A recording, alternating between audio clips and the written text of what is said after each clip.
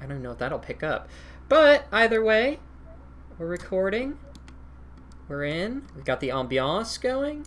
So, before we hop in, is there anything else anybody needs to do before I start doing my spiel? Nope. I think so. Nope.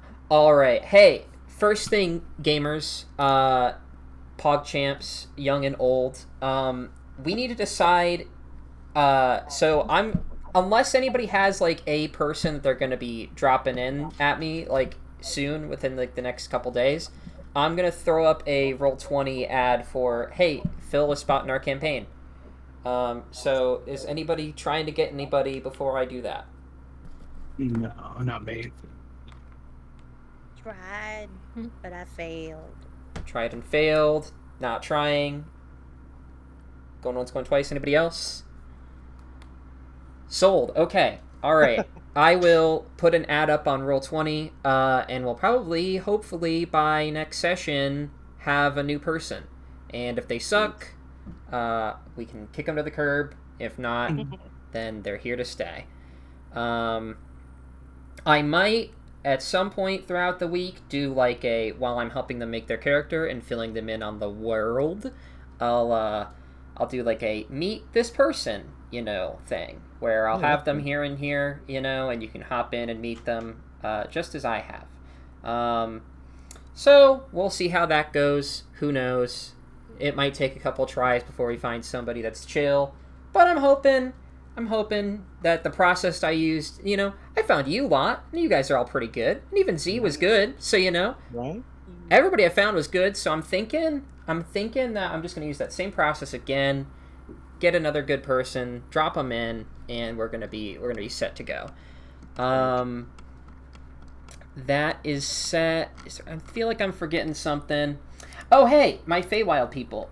In eventually, like, I'm hoping, fingers crossed, but maybe by next week, maybe 2 weeks from now, the, like, map of, like, where you guys are in the world right now, like, let me drag you guys to this map, will be remade in Feywild style. Ooh. And you'll see where things are in the Feywild, like what it looks like. I'll probably, if we end a little early, I'll probably give you guys some spoilers, some like some little tidbits about what's going to happen in this area. But that is coming up soon on the horizon, getting that nearly done. I'm liking how it's turning out. I'm liking, it was expensive, and I bought it at a time when I didn't have money, but man, Incarnate probably was worth it. Like it. Yeah. Good software, that. But that'll be exciting. I'll probably show it to everybody when I get it, but my Feywild people, you guys will have a little bit extra information. Well, I say Feywild people as in plural, but I think person's not going to be a Feywild person for much longer. No, Yeah. my Feywild friend. Still, because Helio could come back at some point, you'll probably still be privy to most of the information. But he just needs to go home at this point for a little bit. Just chill out. Take it easy. All right. Hey, with that out of the way, what is this? What the what? Hold on. What is this? What? Oh, these are just new. I don't know why I added this to this. Okay, well, I'll read those later. Those are neat and new and weird, but what on earth? It's just like, okay, all right, okay, never mind. So who wants to give me a quick recap of last session? Who wants to give me a quick little we fought a whole bunch of shit. I mean, it's not really going to be much of a recap because it literally was like 3 hours of hitting things with sticks. But there were a couple cool moments in the stick hitting event, so we could do some like stick hitting summary if anybody wants to. Finch talked to some wasps. That's true. That's true. Chatted with some wasps. Elio had a good idea. Hi, dog. Of putting the alcohol around the food. So we did that. Combat ensued.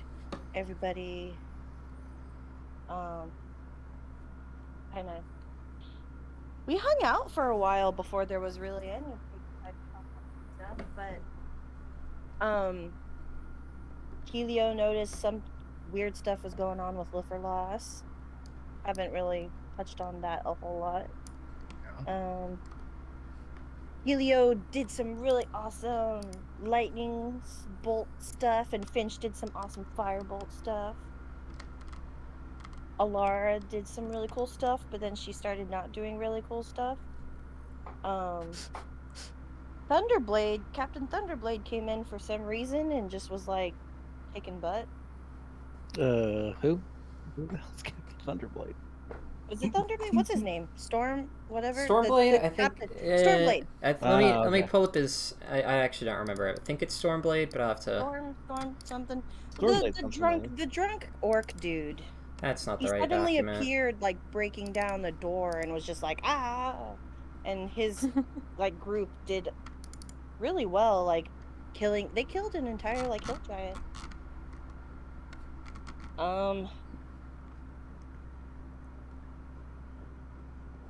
Where is he at here? I know he's somewhere in here. Strog Thunderblade. There he is. Yeah, that was right. Thunderblade. Okay.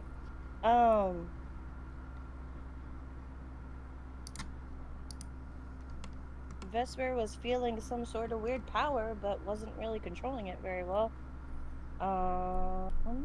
We felt enhanced. Your abilities felt enhanced. Yeah. And then at the end, Harshnag arrived with two silhouetted flying figures, dragon, in the air, and that's pretty much it. That sounds like a good summary to me, and I think once I turn on some music to take away the ambiance, we will begin. What was Poe doing the whole time? Poe was under mind control by Vesper and gang. She hung out with liver loss for a while, and then once goblins were being yeeted over the wall and landing in the fields, she moved up to Finch and killed a couple, and just now she's kind of up there next to Finch. Did you know there's an opposite to the word yeet? Yo. Nope, yoink. Oh, yoink. Yeah, Yoink, that makes sense. Yeah, that does make sense. I didn't think about it like that, but that does make sense. I'm gonna... Did she rage at all so I can mark them? She did, yeah. Okay. Alright. Yeah, she finally raged and did some claw attacks, and it was pretty cool. She killed one goblin, and then she did a big flip over Finch and like came down and killed another goblin. That does sound like her. There we go. Alright, so... Actually, I wanted to do one other thing. I'm completely scatterbrained. I was gonna do one more thing. One more thing. Hold on, gang. I promise. We're almost there. What was I Googling? Beans! What was I Googling? God, jeez. Oh, jeez.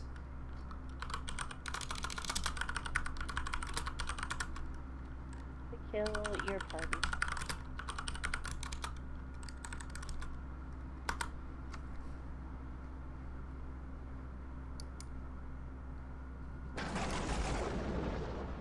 That's way too over the top, but at the same time, I'm totally here for it, so we're gonna go with that.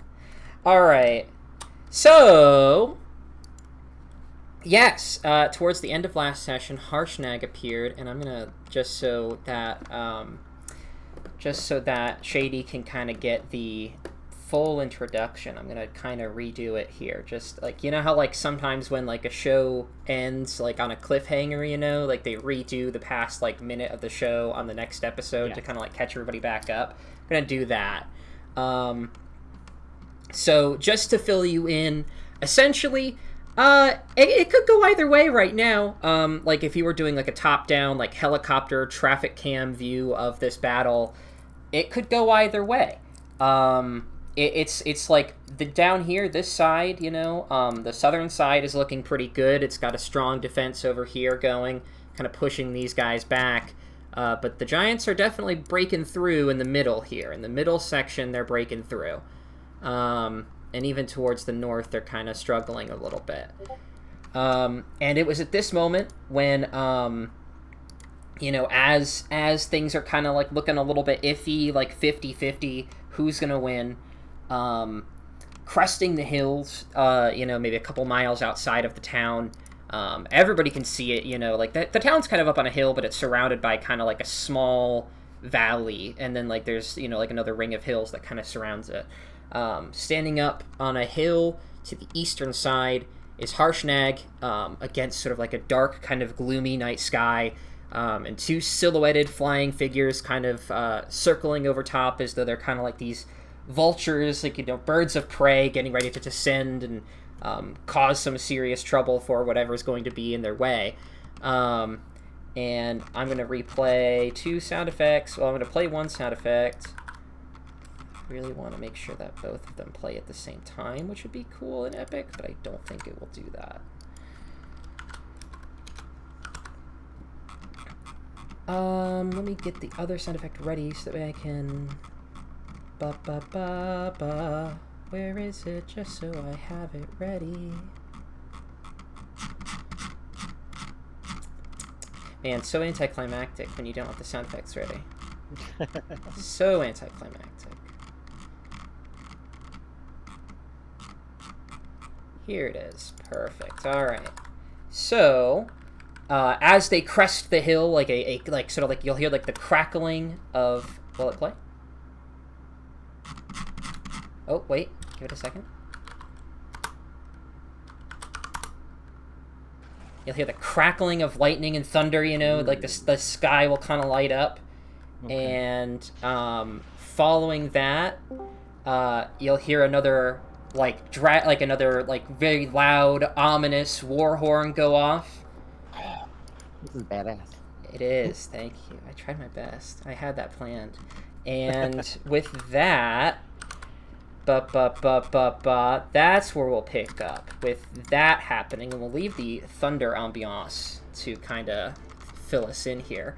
And we'll start on Harshnag's turn. And Harshnag's gonna fuck some shit up. Let's fucking find Harshnag here, because he's got a lot of toys I can play with. He's a pretty powerful little dude. Let's see here. Harshnag is going to, he won't say anything, but, you'll kind of, as he tops up over the hill, it's kind of his, his footsteps that kind of do all the talking. They just kind of, the ground kind of shudders, as each, foot kind of, falls to the ground. An effect which, these diminutive hill giants, in comparison diminutive, they're still much taller than you, but they're much smaller than he is. They kind of don't have that effect, but when he walks, the whole ground kind of shakes a little bit, even miles out. And he's going to kind of stand atop the hill, look down upon the village for a moment. His bright blue kind of icy glowing eyes will kind of stand out in the darkness, and he will sprint downhill towards this guy. He'll hop up into the air, and will smash down on top of him with his very fancy, very nice axe, dealing a fuck ton of damage. Damn. I have to pull out a calculator for this, man. That's actually pretty good representation of what you're looking at in the chat there. That GIF, pretty good representation. All right. Imagine that, though, with, a giant dragon skull on its head, essentially, and, a big old bushy beard. And lots of ice, so, a lot more ice than is even there. Very cold. But, yeah, fucks this guy up real good. And you'll see, before this hill giant, they're all kind of, focused on the battle over here, but, this battle's loud, but it's all, the sounds of the battle are dwarfed by what comes up over this hill. And... these two hill giants, they turn around and they both kind of, you can see, even as they're turning, their eyes begin to widen, they kind of, know what's coming.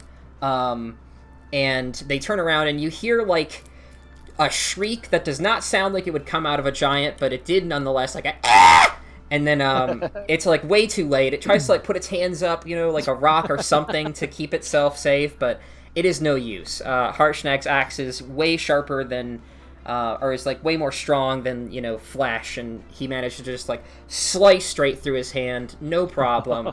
Kind of like staring this guy straight in the eyes. Again, not saying anything, just very menacingly looking at him. And we'll switch over to bugbears. Bugbears, much less intimidating, they. But let's find their sheets. Bugbears. There they are. The bugbears are going to start swinging. Swinging. Let's see how many bugbears hit. This bugbear will not hit. This bugbear will not hit. This bugbear will hit. This bugbear is going to hit Alara. Oh no, poor Alara. Alara, no. Alara, sweetheart, no. Taking a lot of damage, Jesus. Alright, poor Alara. She'll be fine, though. She'll be fine. Or maybe she won't, who knows. This bugbear is going to climb up over the wall and is going to try to start flanking, getting in here. He'll attack this guy for a little piddly amount of damage. I typed that wrong, although it really doesn't fucking matter. Alright! And I don't think any other bugbears hit. Nope, no more bugbear hits. Finch, you're up! Ooh. There are goblins beginning to crest the walls, like you can kind of see here especially, and here. There are lots of goblins starting to, like, get up over top of the wall. But you also see off in the distance a towering, very menacing figure in a sort of standoff with this giant here. Do I even need healing? No. I'm good. I'm gonna go ahead and aiming at this big guy. Big dude? Alright, give me an attack on the big dude. What spell do I want? I'm gonna cast magic missiles at 3rd level. Alright. That's a lot of them. Give me all of them. I did the wrong thing, gang. Beans and rice. There it is. Oh, geez. Alright, let me do some quick maths here on my calculator. Would be 15. 15? You're better at math than I am, so I'm just going to assume that's right. But that also does make my life a lot easier. Alright. Yeah, so you rear back and you start, channeling all of your energy, seeing, like, on the one hand, things are going great. On the other hand, things are going very poorly. And you're deciding, like, all right, things need to end now. We need to get this over with. And you let loose a ton of, like, wild, energy. And it starts bashing into this giant, battering him back and forth. And it definitely leaves him worse off. But he's still clinging to life. Still very, like, just hoping that maybe, next turn they can do something. Who knows? And they can, actually. It's their turn. And this giant is going to... He's going to make an attack on the wall and see if he can't just break it. Where's my giant? Let's see if he can smash a hole in the wall. Come here, boy. 1, 2... No, he cannot. So this giant, you see it raise up its great club. It's everything is turned to see Harshnag, and then once they see Harshnag is here, they all immediately decide, like, oh shit, we need to, like, hurry. This isn't good. Like, we need to get in, get out. We're kind of struggling. And, he attempts to smash the wall down to try to create an opening for his friends. Alas, does not happen. This hill giant is going to fucking dash. He's going to take an action to dash and get fucking as far as humanly possible. And actually, he's going to give me an acrobatics check to see if he can fucking hop over that wall. Oh, he gets a nat 20. Nice job, boy. Damn. So yeah, this hill giant, seeing his friend is going to, like, seeing his friend under attack is like, all right, I gotta get the hell out of here. We'll start sprinting, like, mad dash, and we'll do, like, a big long jump over all these goblins that are storming the wall, climbing up the corpse of one of his dead kin, and we'll, like, smash down behind the wall, ending up in this field. We'll, like, skid to a halt, kind of, like, knocking over all the crops and wheat in this field, and he'll have his eyes dead set on this grove over here, the Verlas's Grove. But he'll stop there. Poe, you're up. Okay. Do I know anything about this guy, whether or not he can handle this? You were at the inn, so you were at the inn, right? Yes, I was at the end. Okay, awesome. So you would have seen this guy. He's a very strong, beefy dude. He's older, definitely kind of like in his older years, but you think that maybe he could handle it? You're not entirely sure. It'd be really difficult for one person to handle a giant, you know? So, you think that he could probably hold out for a couple, like, you know, a while, but, like, not long enough to win, you know? Well, they're busy with the guard. This one's busy with that guard. Fuck. I don't want to leave Finch alone should Giant come in, so let's step over here and attack this stupid bugbear. Alright. So, first One attack. second. I'm just gonna... The 8 will not hit the bugbear. Offhand. The 1 will not hit the bugbear. Second attack. That will hit the bugbear! Hey. Hey, that'll do a lot of damage to that bugbear. Let me get my thing off the wrong layer there. Alright, yeah. Offhand. That will also hit.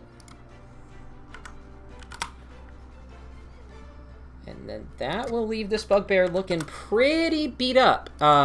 You'll know, like, Finch, you'll see Poe kind of like slinking and dashing through the fields. And to this bugbear, it must seem like a horror movie, you know, like, you know, he's just stalking through these cornfields or whatever, you know, and he's kind of like, you hear, like, rustling, like, you know, you hear the sounds of battle to your east, and you don't hear anything other than, like, the rustling of, like, plants all around you. And a split second later, a, like, ravenous kind of, like, cat person hops out, like, onto your back and starts just tearing into you, like, gripping at, like, your spine and just tearing down your back, you know, ripping at your neck, completely causing you physical and emotional distress. All the while, you hear, like, the marching of, like, a group of guards coming to your location. Like, you see, like, torchlight, like, kind of, like, looking through the grass, like, where is this guy? And this bugbear, though they're not prone to fear, will look a little bit like, oh, shit, this is, like, I'm gonna, like, we're fucked. This isn't good. Anything else? That is all. Real fast, just to remind everybody with a yellow dot has bless on them. Oh. Nice. That's what that was. I thought that was inspiration. So did I, but now I know better. Alara. Let me find Alara's sheet to know what she's doing. Charlie. Yeah. Before you just clicked on the turn order a whole bunch, I was after Poe, but now I'm before Poe. Oh, okay, here, let me reorganize, because I wanted to resort the order. I resorted it based on, because I added a couple new things to this, particularly Harshnag, and as you guessed it, the giant, or the dragons, and I wanted to resort it, but yeah, you can go. I just saw it, like, spin a bit, and I was like, Yeah, that was wait, my bad. I thought I was after Poe. Whoops. So, I know you said before that distance on this map is obviously different. I'm looking down at the corner over here, and I'm just like, Yeah, these people got this. How far can I go up here with, like, full movement and, like... If you're dashing, I would say you could probably make it to about here. I would allow that. You know, you can kind of, like, Okay. wade your way through the cornfield, kind of get all the way out there. Okay, then I'll just take a movement and a dash on my action and start making my way up here just to help out with that possible hill giant, because I'm like, these guys got this. Okay, alright. Laura will have me pull up her character sheet. And she will... I think she's just gonna go stab on this. Oh, that's a good stab. That's a bad stab. Okay. She is going to stab, and I don't know if anybody can even see Alara. I'll say, Finch, for sake of this, you can see Alara, kind of like trying her best to hold back this tide of goblins. The goblin tide. You can see her, like, just barely. You can make out her kind of like glistening armor in the moonlight, you know, and like the crackling thunder. You can see her. She's doing her best, and she's stabbing away. And you see that, like, despite being, like, you know, fighting two bugbears, which you can see even Poe is kind of like... Poe can't immediately kill a bugbear, so you don't assume Alara can. But even still, doing pretty damn well against the two bugbears. Like, holding one back, you know, with one end of her spear, while using the other to kind of, like, jab into one of his, like, you know, like one of their arms or something, you know, kind of, like, just trying her best to kind of keep herself, like, away from them while kind of still doing some damage. Goblins, goblins, goblins, goblins. Goblins, goblins, goblins, goblins, goblins, goblins, goblins, goblins, goblins. They're all goblins all the time. They're coming. They're here. They're hot. The new summer trend. Goblins. The goblins are coming. Let's see. Where are these goblins going to go? These goblins are going to... Well, this guy's going to go to the bottom of this layer because he sucks. These goblins are going to come up here because they're getting sick and tired of hanging around being useless. Is there any other goblins that I need to move? I guess these goblins can start making a hasty intrusion. They can start doing that. Get in there, boys. Come on, it's your dream. Climb those walls. Live your dreams. Alright. Goblinos. All my Goblino boys. Actually, we'll move you here. Alright, Goblino boys. And we're going to have all my Goblinos make a fuck ton of attacks. This goblin's got to make me a scimitar. That will miss. That goblin scimitar. That goblin scimitar. All these goblins. Scimitar for Alara. Oh, poor Alara. Oh. Oh, poor Alara. That's a lot of damage. Alright. Ba-ba-ba. Lot of short bows. How much damage are we doing? Alright, let's pull up a calculator here.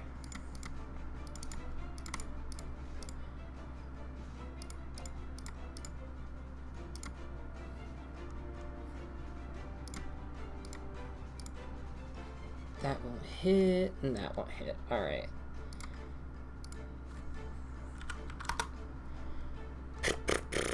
And then we'll do a couple more short bows from these goblins, and then that'll be their turn.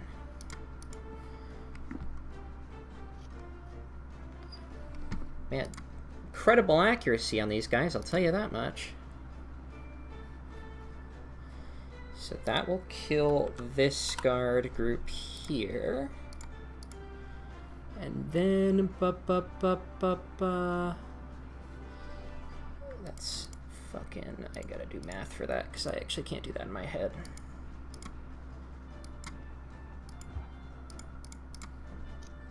Alright.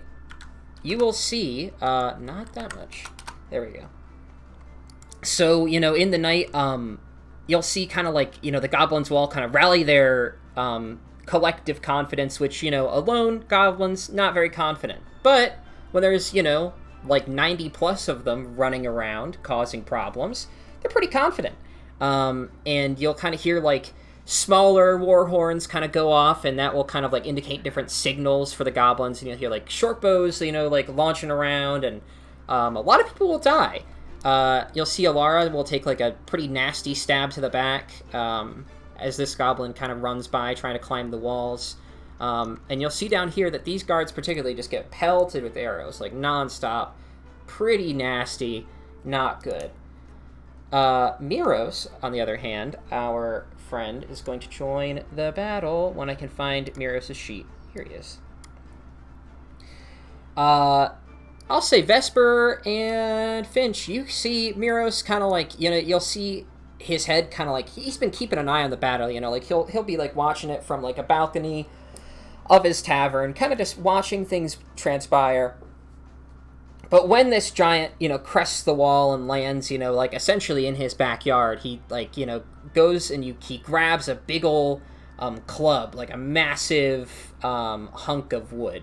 And he'll like step out onto the porch of his like tavern, the front deck, and he'll look up at this thing, and without saying anything, he will just start charging at it, and will hit it with his club, not his crossbow, dealing 4 damage. Hit it. Ow.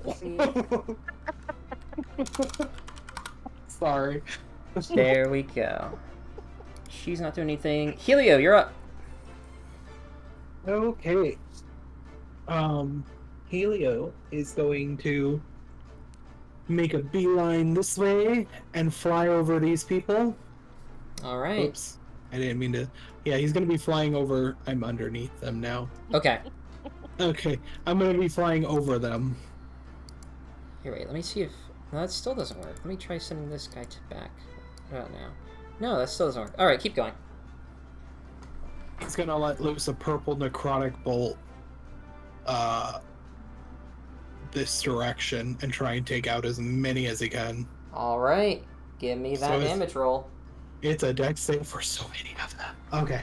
Let me pull up my goblins. It's 86. Okay. 86, great. 86 damage. 86. How? 31. I don't even think if they saved they would survive that. So yeah, they start dying. He specifically wanted to go through this giant here and hit the words. That direction. All right. I will say though, since this giant is alive, this giant will kind of like eat most of the damage. Like he'll kind of like you'll get all these guys here, but once it kind of connects to this giant in his big old belly, the magic will kind of like it'll pierce through him, and it does not matter if he even saves, he will die.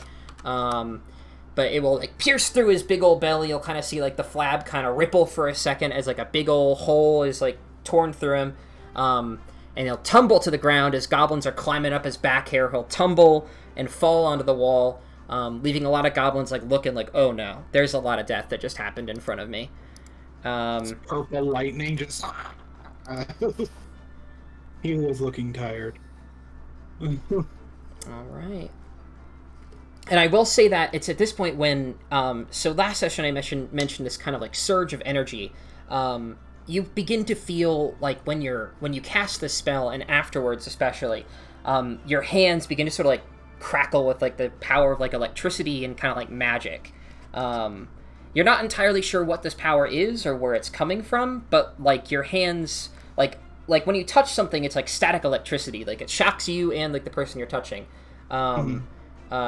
And you don't know what would happen if you touched a living thing, but you can imagine it would not be good.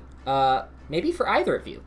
And I would also say for Vesper, you feel something similar, although like as you're walking, you kind of like as you're walking and running through this village, your hands start to like crystallize into like ice, and they begin to like meld into your hammer a little bit, to the point where like you try to like take your hands off of your maul, and it's like it's difficult for a second because they're like frozen on there. But you can manage it. It's just a little difficult. And even you, Finch, you start to feel like the magic that you've been channeling throughout the fight is in some way being enhanced, but you can't quite tell how. Anything else, Helio? That'll do it for Helio. All right. Lifferloss won't do anything. Ogre time. Ogre, ogre, ogre. How many ogres are we doing? We're pulling up the ogres. We're going to see how many ogres we're doing. Ogres, ogres, ogres. Here they are. Come here, little boy. 1, 2, 3. 1, 2, 3.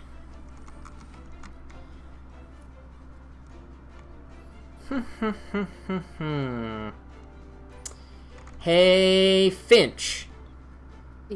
Does a 17 hit? You know it. A 17 will hit? Alright. You will take 5 bludgeoning damage as a goblin flies over the wall and, like, crashes right into your torso, lands at the ground. No weapons or anything. Wasn't really particularly expecting to survive. And you can see he's just kind of a crumpled mess on the ground. And he is dead, actually. Never mind, I lied. He rolled way too much fall damage. Poor guy. Dead as he impacts. His body will kind of crumple up as it impacts, and instantly dead. Poor guy. Let's see. This goblin will land here. This goblin will land here. This goblin will land here, and that will be it for them. These guys are going to hit shit with their great clubs. I need to put on more music, though, before I make some attacks. Music, music, music. Ba, ba, ba, ba, ba.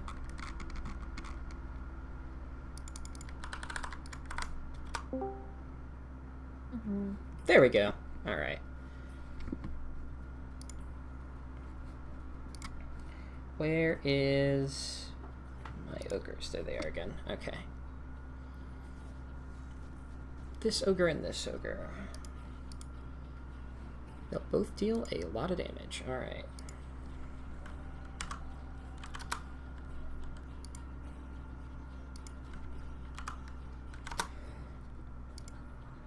Alright. Noxen won't do anything. Hill Giant time. Man, it feels like they just went. How many Hill Giants are we playing with here? This Hill Giant is still alive, and that Hill Giant is still alive. Alright. That's an interesting thing what that Hill Giant's gonna do. We're gonna wait on him and see what he's gonna think about. We're gonna do this first, though. This Hill Giant is going to start at least attempting to stop Harshnag. It's not gonna work, but he's gonna try. Oh, but with rolls like that, maybe he can. Maybe he can. He can't. Don't worry. There's absolutely no way. But, you know, one can dream. A Hill Giant can dream.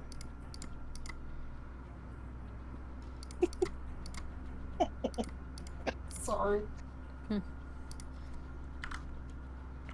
Alright. Yeah, so you'll see this Hill Giant here will, kind of like, as he's been pushed back by Harshnag with this, like, massive sort of jumping attack, will sort of, like, stagger backwards a little bit, and in a moment of desperation will kind of, like, grab his club from the ground, because he's been hucking rocks the whole time. He'll grab his club from the ground, take one big ol' swing at Harshnag's kind of torso, knocking Harshnag to the side, kind of sending him toppling onto some of the food here, into, like, the mud. And he'll use that and follow up with another big ol' massive smash right into Harshnag's helmet. And it won't look like Harshnag is, like, suffering, you know, anything, but, like, you can tell, like, those, like, for normal people, like, if you got hit with that, probably would instantly kill you. Would not be a good time. And Harshnag is going to stand back up, undeterred by this, and is going to completely fuck this guy up. Oh, yeah. Same height? No, Harshnag is several feet taller than these giants. The Hill Giants are maybe, like, they range between 12 and maybe 16 feet tall. Harshnag, I would say, stands maybe... I always buff the height of giants because I think they're kind of lame in default D&D. So I would say he's probably about maybe like 20 feet tall. He's big. He's a big boy. And with that crit, he's going to do a hell of a lot of damage to this fucking hill giant.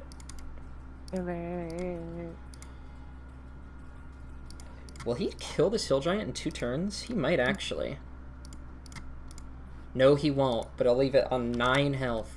Alright, yeah, so, you know, you saw this hill giant do its thing, and you guys were all like, man, that was pretty devastating. If I were on the other end of that, I'd be dead. That's when you see Harshnag, you know, he'll raise his axe into the air, and a, like, bolt of lightning will hit it from the sky. Specifically, it looks like it comes from one of the 2 silhouetted figures. Like, a bolt of lightning will strike down from one of the 2 silhouetted figures, will connect with his axe, and he'll do one good swing straight into this thing's, like, collarbone, splitting it almost in half, like cutting a big old rift straight down between, like, its, like, kind of flabby pectoral muscles here. And then the second swing will kind of go in and connect straight with his belly, drilling another big hole into him. And though this thing is alive, it definitely looks like it's more dead than alive. Like, definitely not feeling good. And speaking of things that aren't going to feel good, no, the wrong thing I did. Two big old dragons enter the fray, and they're going to come over, and they're going to, one of them is going to... Ooh. Oh, yeah. Well, that, I mean, it doesn't matter. This guy's instantly dead. Does not matter.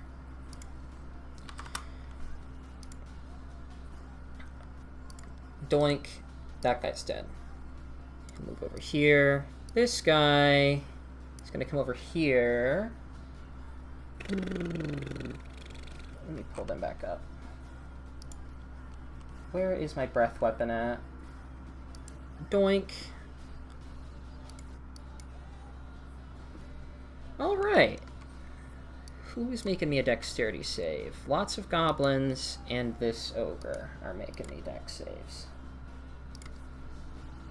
Where is my ogre? Dex save from the ogre. He fails. Alright, so hey, everything here is dead.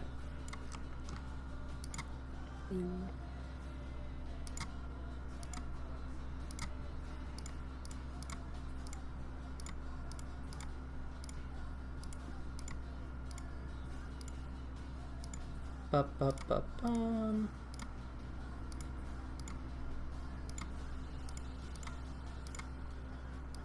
That guy's dead. That guy's dead. This guy's dead. Alright. So yes, these 2 big old silhouetted figures will descend from the sky. Turns out they're both copper dragons. And they will kind of like soar down from the sky, wreaking havoc, breathing acid onto these guys, scratching at things and biting at things, just kind of causing general mayhem. And actually, I forgot to do my other hill giant, so we're going to give him a go. And he's going to... He's gonna... Where's my hill giant? He's got 1 primary ammo, and he's gonna finish that regardless, because I don't think he's gonna get out of here alive. He's gonna try to do his primary ammo. I'm gonna throw a rock, throw another rock. First rock will hit, second rock will miss. And with stunning accuracy, so you'll see this hill giant, you know, like the battle's definitely turned now. Not looking great for the whole being on the goblin side front. And so with this hill giant being the last of his kind that is still kicking, he's going to take it into consideration that he's probably not going to make it out, and he's going to huck 2 rocks straight at Lifrolos's Grove. And one of them will connect, dealing a bit of damage.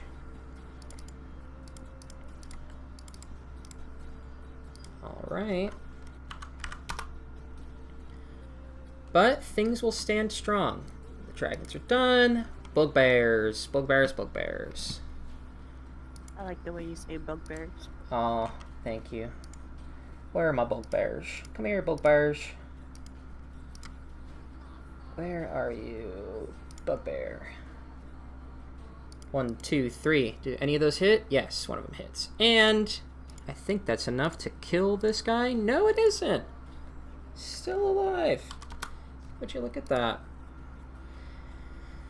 Alright. Those bugbears are done. These 2 bugbears. 1, 2. That will hit, dealing a smidgen of damage.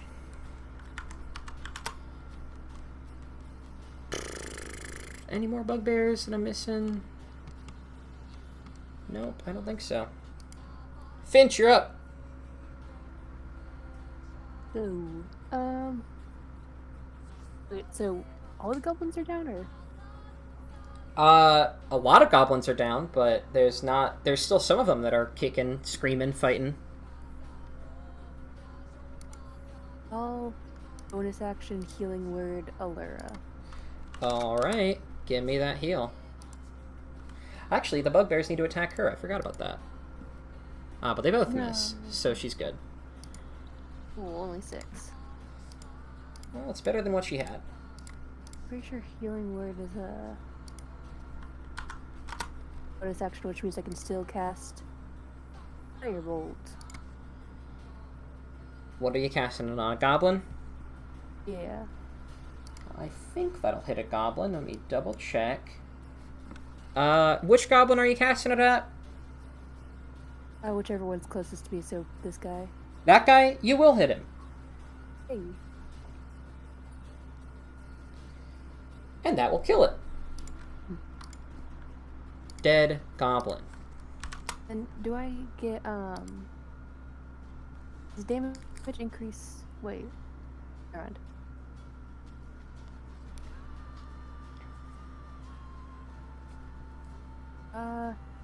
That is my turn. Alright. Guards. They're going to try and finish what has been started. This guard is going to hit this bugbear for an inconsequential amount of damage. This guard is going to hit for a good chunk of damage, my goodness. So that'll be 2. This guard's gonna do the same thing.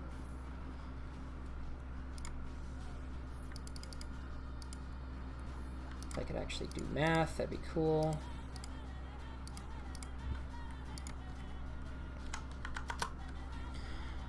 Alright, this guard is going to come in here, and it does not matter what they roll, they will instantly kill these goblins.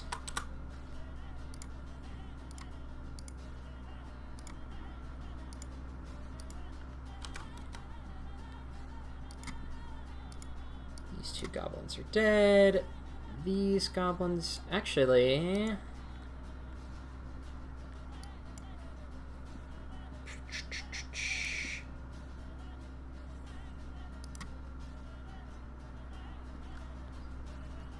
hit.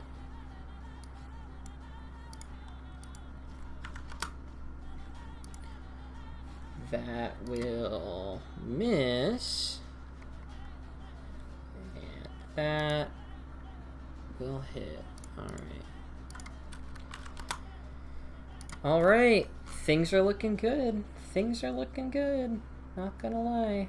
Things are looking alright. For our guards on the hill. Alright. Poe, you're up. Sorry, chicken nuggets. All right. Poe is going to attempt to finish off the bugbear. Finish that bugbear. Claw number 1. That will not hit. Second attack, or claw number 2. Claw number 2. Let me pull up my bugbear. I think that'll hit. That will not hit. Second attack, claw number 1. That will hit. 8 damage. Is that enough to put this bugbear down? No, it is not. Offhand.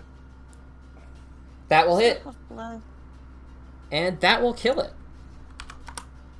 I will save my bless, thank you. All right. I just So- didn't know if the 11 would change yeah. anything. The 14, yeah, the 14 could have. The 14 definitely could have. But regardless, you'll pop out of the grass. You know, you're continuing to just kind of like run circles around this bugbear. After a moment, these guards over here will kind of like all pop out of the grass at once, like pointing their spears at this bugbear, you know. And just before they kind of like, they're like, all right, we're going to take you into custody, you just kind of like hop out of the grass and slash its throat, killing it right there, and then you kind of just dash back into the grass. And like, how far can I move based on? Because I know the area is different. Just kind of move somewhere, and then I'll kind of feel it out. If it feels right, I'll feel it. That feels good. Okay, and that is everything then. Okay. Vesper. Okay, so Finch took care of this goblin in front of me, so I'm gonna make my way. Would I be able, I feel like it's a little too far, to make it to the hill giant, or no? I would say you could make it to maybe like these buildings here. You could maybe make it like to the fields out back. You could make it close enough where you could like chuck a ranged thing at it, but maybe not close enough where you could hit it. Yeah. Okay. I'm gonna let's do that. I'm gonna kind of do this just to kind of not get too close to that goblin. And then maybe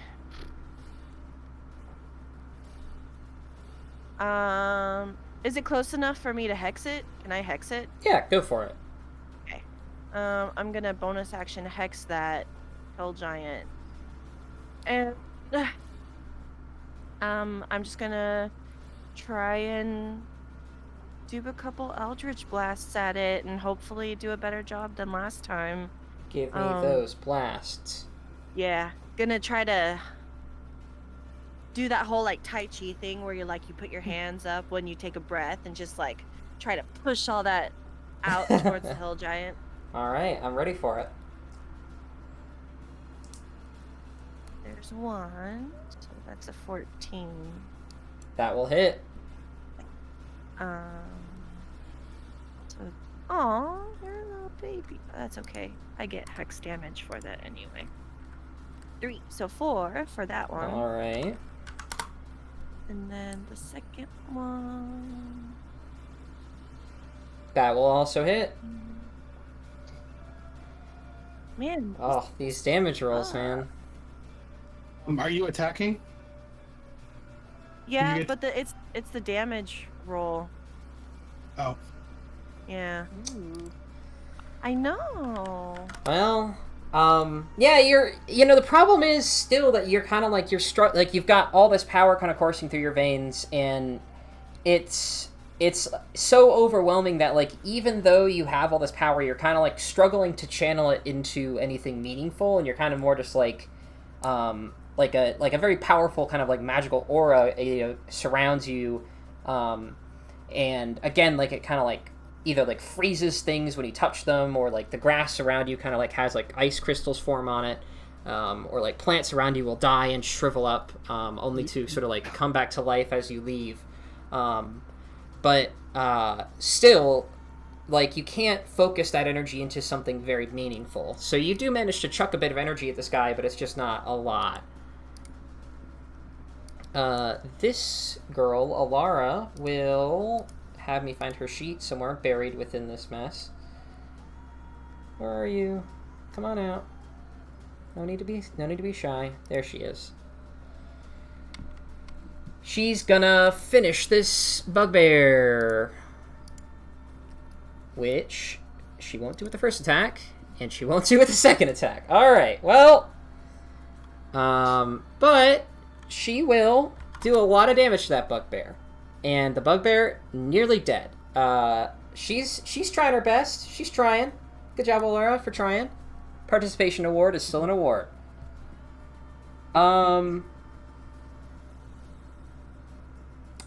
All of these goblins are going to start making their way towards this big ol' hill giant. All these goblins making their way. Keep on moving, babies. Keep going. The rest of these goblins are going to make me a collective, are we scared out of our pants enough to continue fighting? Check.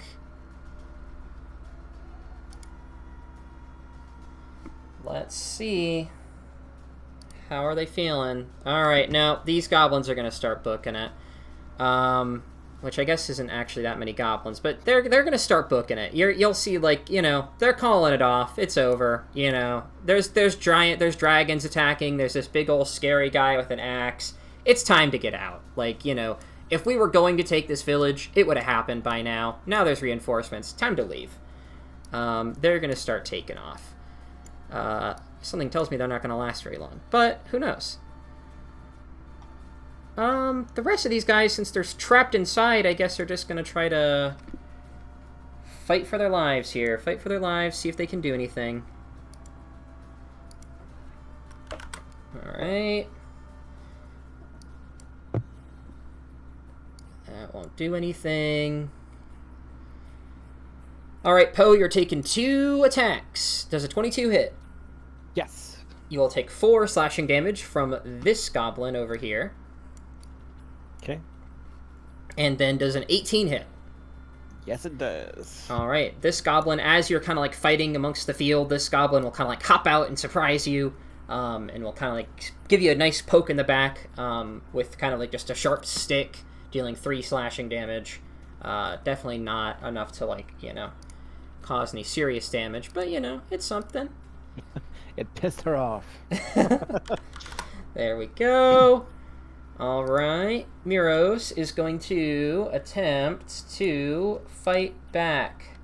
Keep going, boy. Where are you at? Hit shit with that club of yours. 15 will hit, dealing a nice 6 bludgeoning damage. Proud of you.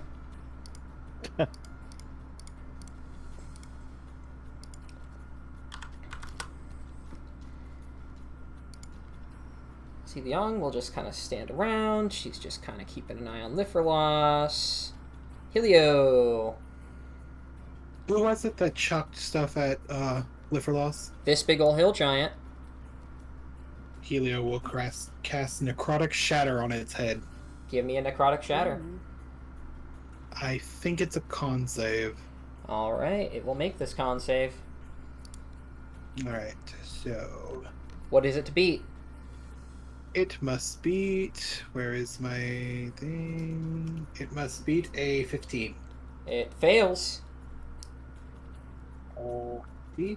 It takes 3d8 necrotic damage. Let's do this. 8. He hasn't been damaged at all, has he? Helio? No. No, this hill giant. He's looking a little bit worse for wear. He's, like, over the course of the battle, there have been different things that have kind of, like, you know, projectiles have been tossed at him. There's definitely some, like, arrows and some, like, javelins kind of sticking out of his fat rolls. Definitely not looking great. Well, he took 18 necrotic damage. Out of his fat rolls. Oh, shit. Oh, I'll also say that 2 of his toes have been caved in because of Miros here.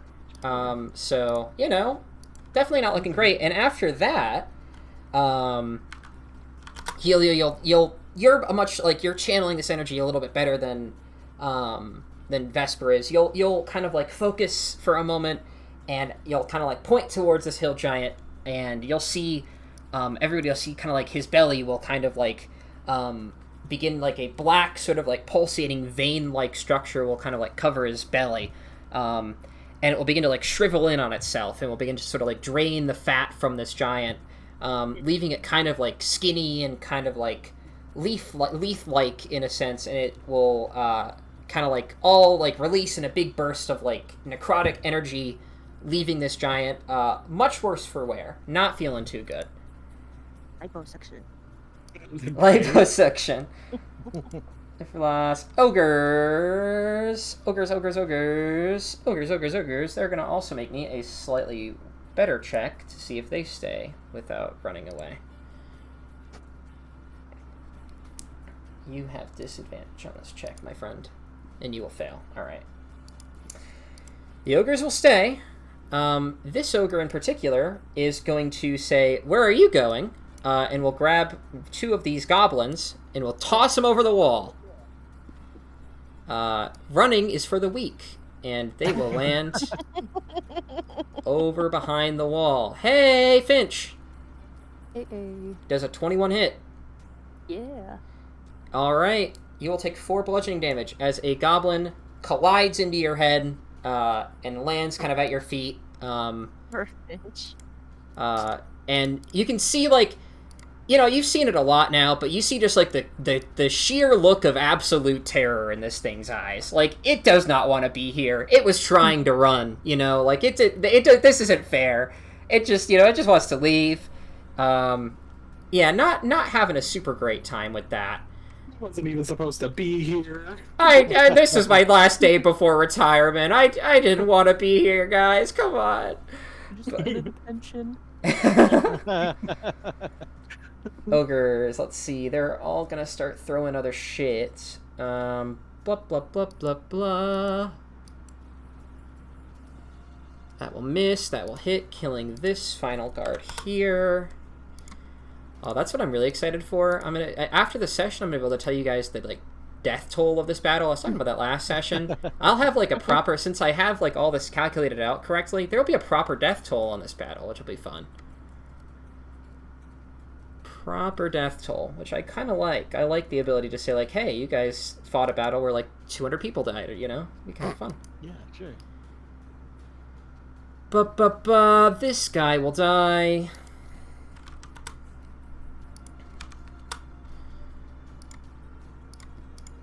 And then we're gonna make 2 of these.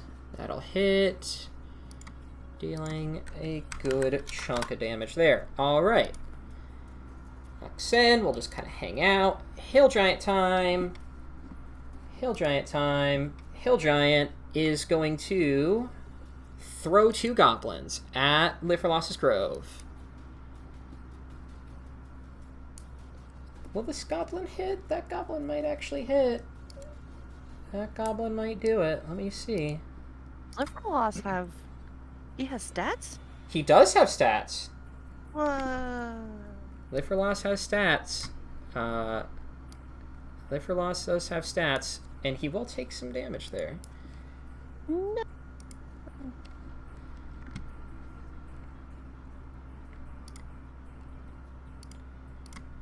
Alright. Lifferloss. Okay. You'll see again, this hill giant will just pick up 2 goblins, 1 in each hand, and will kind of like football toss each one towards Lifferloss's Grove in a desperate last stand attempt to kind of like do something. Again, you guys don't really fully understand the motives of the hill giants. Like you knew they were here to get food, but now, like, the assaults clearly failed. And you all would kind of realize, like, at this point, if you were a hill giant, if you were thinking in that mentality, you would just leave. Like, the assault failed, you couldn't get the food, it's time to go. But this hill giant is still fighting, and it's actively targeting Lifferloss for some reason. But you cannot figure out why or what its purpose is, other than that it's just doing it very, very intently. To the point where it does not even seem concerned with death. It's Harshnag's turn. And Harshnag is going to come over to these 2 ogres. And Harshnag is going to probably instantly kill them. But we'll see. Maybe he won't. Let's see. Come on, Harshnag. Give us your attacks. Oh, does he miss? Is that the first miss? No, that hits. Never mind, I lied. Alright. Well, he doesn't kill that one, but leaves it with literally no health. And then he does not kill that one either, but also leaves it with very little health.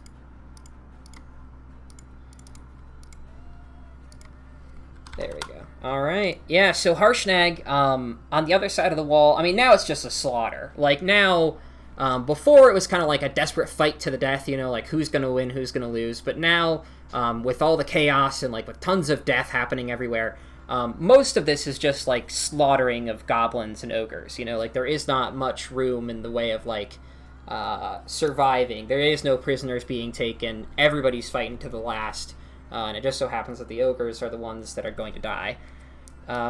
Speaking of, these dudes are going to come over and begin helping out the cause over yonder. Ba-ba-ba-ba-ba-ba. 1, 2, 3. I don't think I even need to roll damage for any of these, but we'll do it anyways. Yeah, no. Don't need to do that. Guy's instantly dead. Right, and then same for you. Bum, bum, bum. And that guy also dead. Alright. 2 more ogres down. Bugbears, bugbears. Everybody bugbear. These bugbears. Crazy sweeping the nation. Yeah.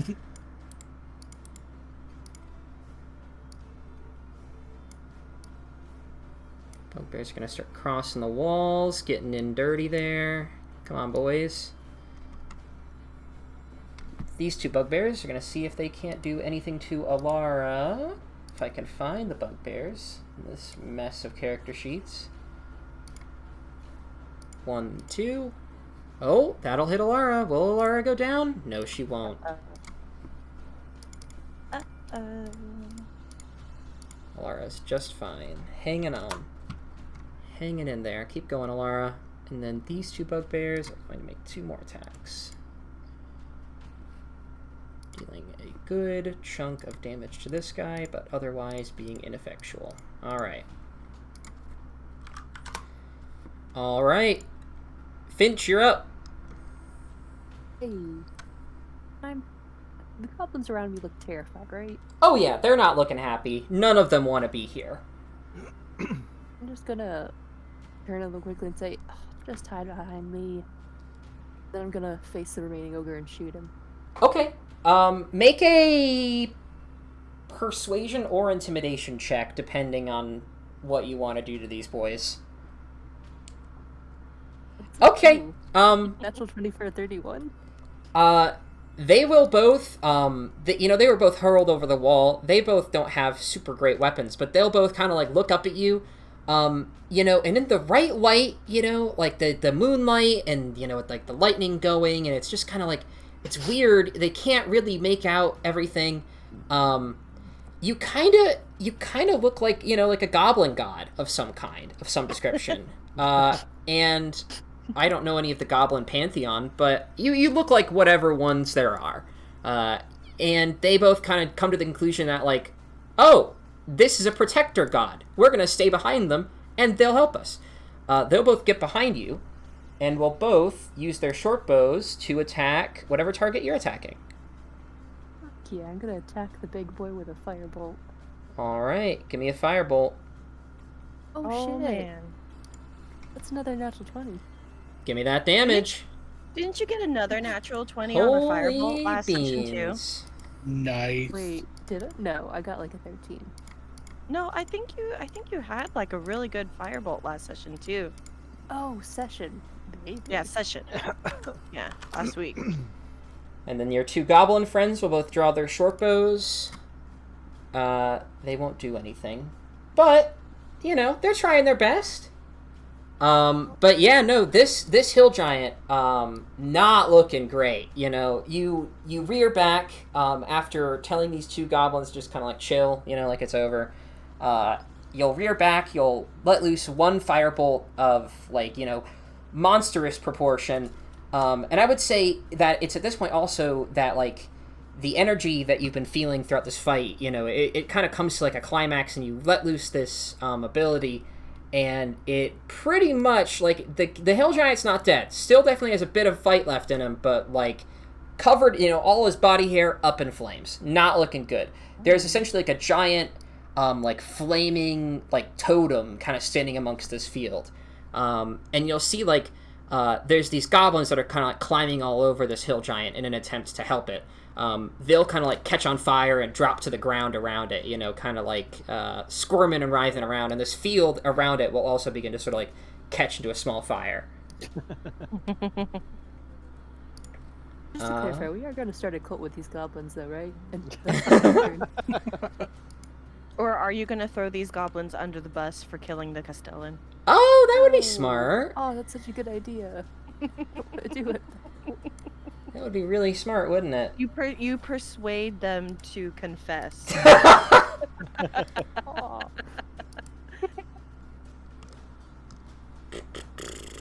That guy's dead. This guy's dead.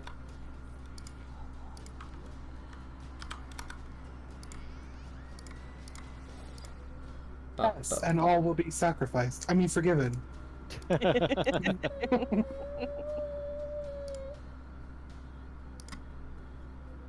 want you to roll that, please. You will miss. Okay. You're gonna hit, killing this guy. Nice job. Alright, and then the rest of our guards are going to stand back because they don't want to get in the way of all the death that's happening. Actually, no, this guy's going to swing around over here and hit these guys with his spears. Not killing anything, but, it was an attempt. Alright. Poe, you're up. The battle has turned. Things are looking good. Alright, what's Poe gonna do? Still try and kill these two goblins. Give me the 2 goblin kills. Attack number 1. A 13 will... It depends on what goblin you're hitting. Gotta know. This one. Left. That goblin, you will hit that goblin. Okay. You also get to add plus a D4. I will save it in case I miss. That will kill this goblin. Oh, hey. So then we'll turn to the one next to me on the other side and use the other hand. That will hit the goblin. And that will also kill the goblin. Okay. And then I will step over here and kill that goblin with my first attack. That will miss the goblin. I will add a 2 to that. Damn That it. will still miss the goblin. And Yeah, the D4 gets added to each of your attack rolls. all constantly? Oh, well, Yeah, shit. that's why I have it. It's a concentration spell. I did not know that. Well then. Yeah. That will hit the goblin, and that will kill the goblin. Alright. I think that's everything except get over there too. Okay. Yeah, you pretty much are just running through the field at this point. Like, you see a goblin, you hop up from the weeds, you attack the goblin, and then you kind of just go back to running, Vesper, you're up. Okay. So, overly frustrated about my performance during this entire battle, I want to do a thing, and I'm gonna need your help to figure out how this is gonna work. Okay. I want to come up to this hill giant, take my movement, come up to this hill giant. Okay. It's really it's how tall, like what, 15 feet tall? Yeah, I would say about Well, you 15 feet said? tall. Yeah. I'm like almost 6 foot, like 5'10", so not that tall. Can I koala like grapple its leg and try and harness that power that I feel for Winter's touch? Yeah, go for it. Give it to me. I think that's down. So the thing that you sent me, it says as an action you can firmly grip a creature within 5 feet of you, and this creature is considered grappled. So does that mean like automatically it's I would grappled? say in But this then, like- circumstance, yes, because of something I'll explain in a second. But yeah, you could grapple Okay. this guy.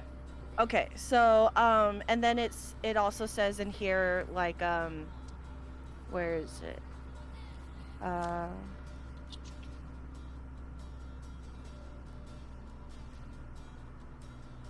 Upon activating this ability, only the target can break the grapple. So when I hexed it, I also want to give it disadvantage on strength checks. Okay. So if it tries to like kick me off, like it gets disadvantage. But I'm going to, just try and grab onto its leg as hard as I can and just try to channel all this cold, like, feeling and power that I feel through me and just push it into this hill giant. All right, give it to me. Give it to me. So it says in here that it just automatically on the upon making first contact, the target takes 2d12 cold damage, and then on each turn after that it adds another 2d12 if it's still grappled. So I'm just gonna roll the 2d12. Give it to me. Give it to me. And then I'm assuming that also adds hex on top of that? Yeah, It's go still for it. an attack? Add hex. Oh no, why did I do that? That's the wrong one. My mouse slipped. Okay, 2d12, so that's My 10. mouse slipped. I did. It's still a 1 on hex. Okay, so that's 11 for now. Okay.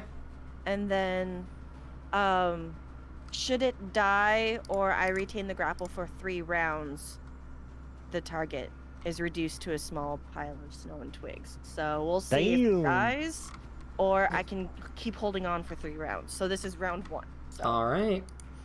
I will say that, so, you walk up to this thing and you grab it, and when you do this, because of this power and because of, like, everything that's happened so far, you'll grab onto its leg, and for a moment you'll kind of feel like nothing's happening, and everybody will kind of, like, look at you like, what the hell are you doing?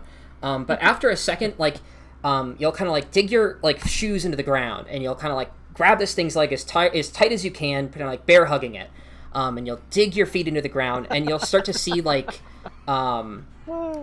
ice will begin to, like, climb up from your, like, legs all the way up to your arms, encasing you in this, like, thick layer of ice. And it's this, like, dark, sort of, like, purplish, like, black ice that will cover your entire body, anchoring you and the giant to the ground. Like, it's not going anywhere. And at the same time, you'll sort of see, like, these veins of kind of, like, black, shadowy magic will kind of, like branch out within about 10 feet of you, again, further anchoring you to the ground, leaving, like, a big ol', like, icy crater where you are kind of, like, centered at. And the hill giant will look at you kind of, like, in fear and kind of, like, disgust almost, and will kind of, like, try to, like, break free its leg, but it can't. Like, there's no use. It is stuck. That's all I can do. All right, Alara. Come on, Alara. Come on, girl. You can do it. Come on, girl. I believe. We're not worth it.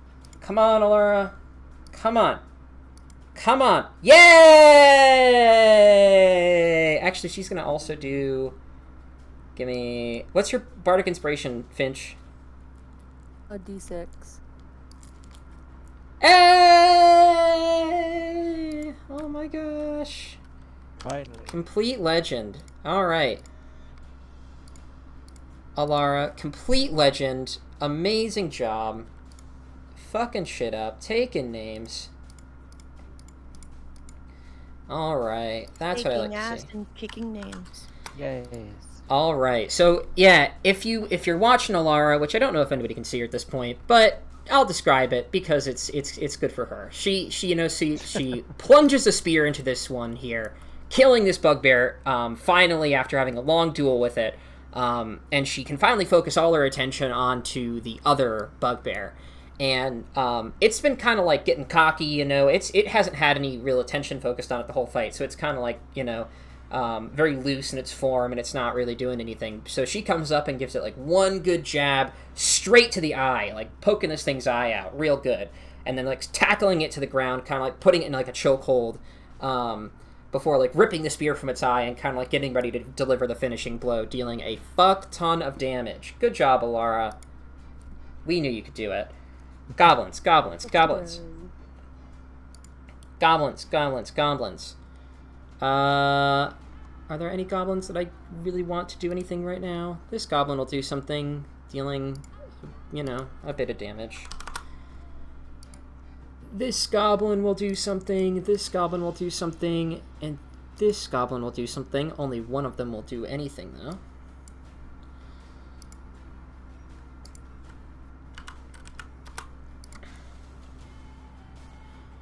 And this goblin will do something.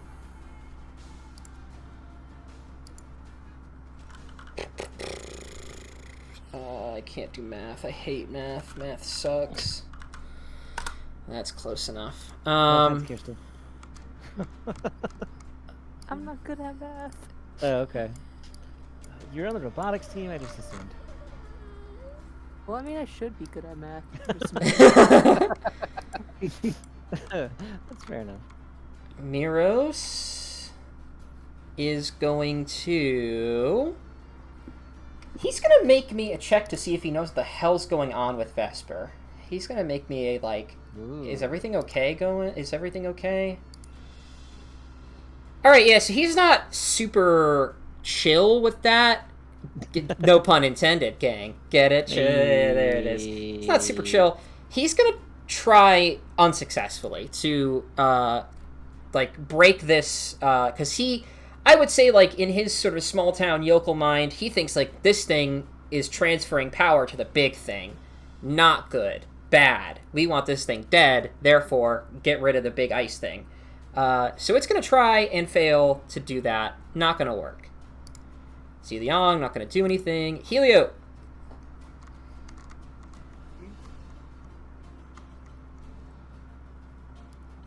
You're up, Flyboy. I am, You're up, Flyboy. Okay. He is... That's funny.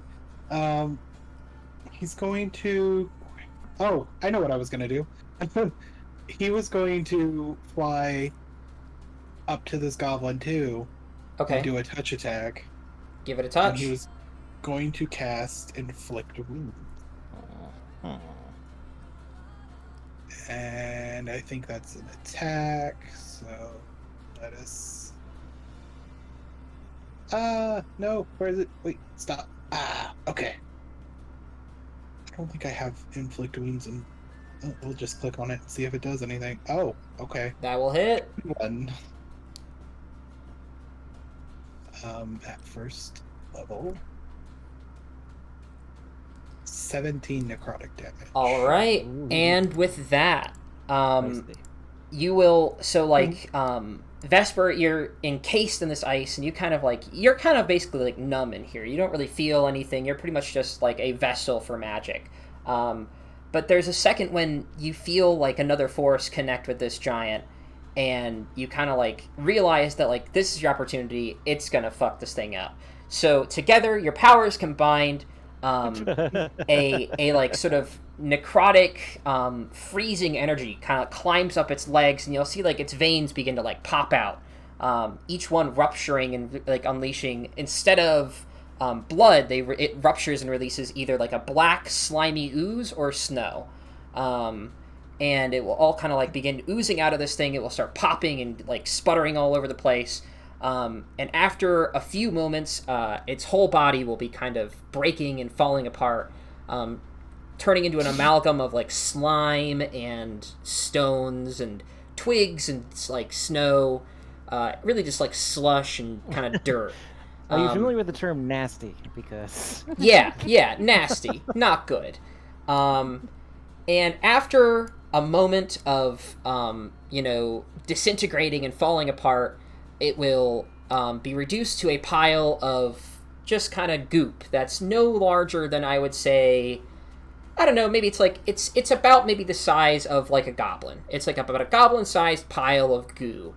And you'll just be like the only remnants of like there was once a living creature that was made out of that goo is like some teeth and some bones. And it is dead. He just kind of like the thing in the cave. Desolidify, just... And as soon as that happens, Vesper, you are released from your like icy sort of chamber, and you kind of can see before you the power that has happened. And with that guy dead, I will say that I think this encounter's over. I think everything else will kind of just either run away or will be killed fairly quickly. So I'm going to give us a temporary little break. I'm going to give us our 5-minute break, I'll have everybody back in about 5. If you want to stay and watch me delete a whole bunch of tokens, now would be your time. If that's something you're into. Alright. If you're not into that, then you can go get something to eat, drink, consume, whatever. Real fast though, that is my favorite action to cast a spell right there is snapping. Yes. Yeah, that's my just snap and then just destruction. This is Snap epic and to awesome. destruction. I love that too, actually. I have my bard and rogue, like swashbuckler rogue character, uses that a lot. That's a nice trick for him. Mm-hmm. Let's pull up some nice ambiance, some nice post-battle ambiance to set the tone. Look at all those red X's. I'll be right back. BRB. I got pizza. I had pizza earlier tonight. Very nice.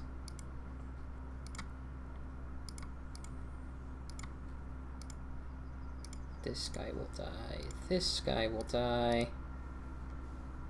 This guy will die. This guy's gonna die. This guy will die. This guy will die. This guy will die. I'll die. You get a car. You get a car. Yeah, they're all dying now.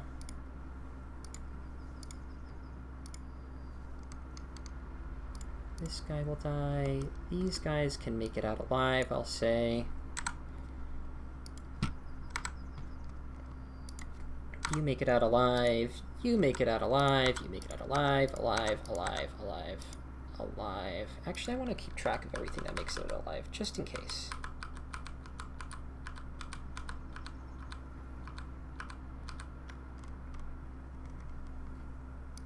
Just in case. Everything that makes it out alive, you're coming over to this group. Fantasy is this from? Is that from 8? This guy's dead. I don't know why he doesn't have an X. This guy comes over here. Was that 10?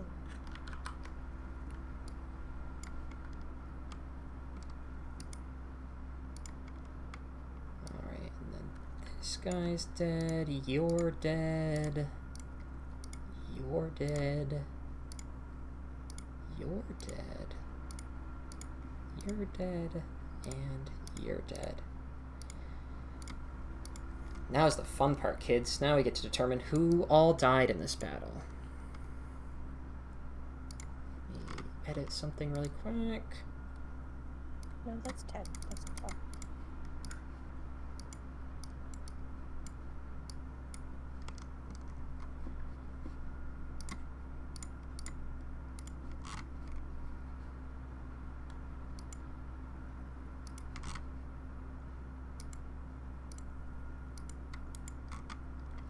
I don't think this page has...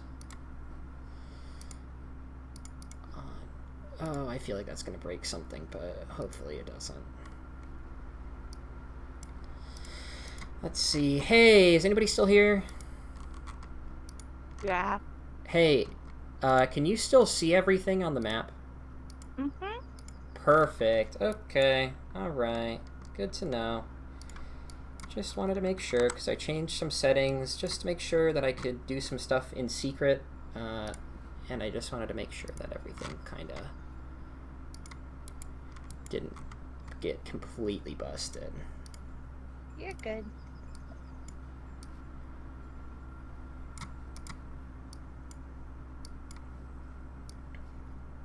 Man, not many survivors in this fight. Jesus, not many survivors.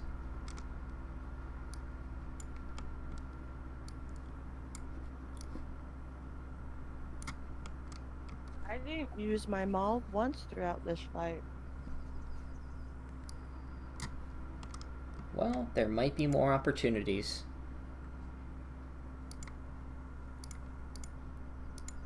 I was hoping to wreck shop over here on this side with all these goblinos and just go whack, whack, whack, whack.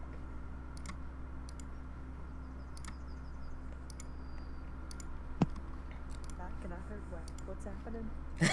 Oh, I was just saying that I didn't get a chance to use my maul at all this whole entire combat. Like, I just did a bunch of spells, and so I was like, if we hadn't had just stopped, I would have like come across over here next to Poe, and like this whole entire line of goblins, I would have wanted to go 1, 2, action surge 3, 4, just try and like take them out. Well, I can tell you right now, you can very easily imagine that, because pretty much everything that was either inside the wall or already fighting is dead. So, like, anybody that I put an X on, you can kill them. You can tell me how you kill them, however you want. Wait, no. What about my minions?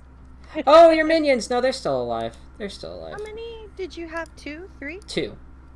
I'm gonna like go around the field with them, just finding anyone who's still alive. Oh, can we? Them. Okay. I'll say you can find. Roll me 1d6 to see how many more alive you can find. Include like guards and stuff as well. Heal anyone that I think might survive. Give me Can we 1d6 also to see how many garblins you find. Garblins. Garblins? 6 garblins. All right. You would find 6 alive garblins, which I will say will follow you. I'll just put them over here next to you. Materialize, my garblins. Vesper, I'm starting a cult. Is it possible, like, while we're cleaning up shop out of all these things, to like try and find some loot? I'll give you guys a have loot. anything. I'll give you guys a loot thing at the end of this session, because that would require me to do a lot of dice rolls and things that I find boring. So I will do the loot distribution probably at the end of the session. I'll give you a whole loot list. Cool. Because I know we have money, but I would like more money. More money is always good. Let's see. How many guards are dead? Oh yeah, if there are any guards that are like just dying but not fully dead, I'll spend spell slots on them just to Gotcha. heal anyone who's down if I can. Abbott can heal people too. But Abbott? Oh yeah, I don't like the abbot though. Yeah. Can I make 2 calculators so I can keep track of separate things? So, I like, can. like- Windows, you're going so hard right now. It's insane. So, one more question: what do we do with these goblins now? Because I just had 8 of them. Good. How intelligent are goblins? Can you get information out of them from, like, I mean, they're what all Queen does individuals. up to?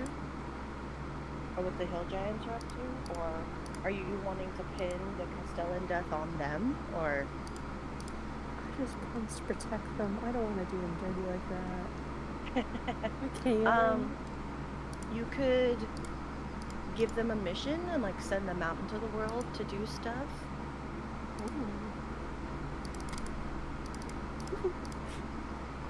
The new band. Finch and the goblins. I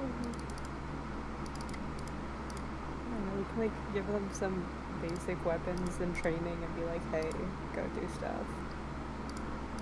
Do you want to train them to be guards for Golden Fields? So they could be like spies.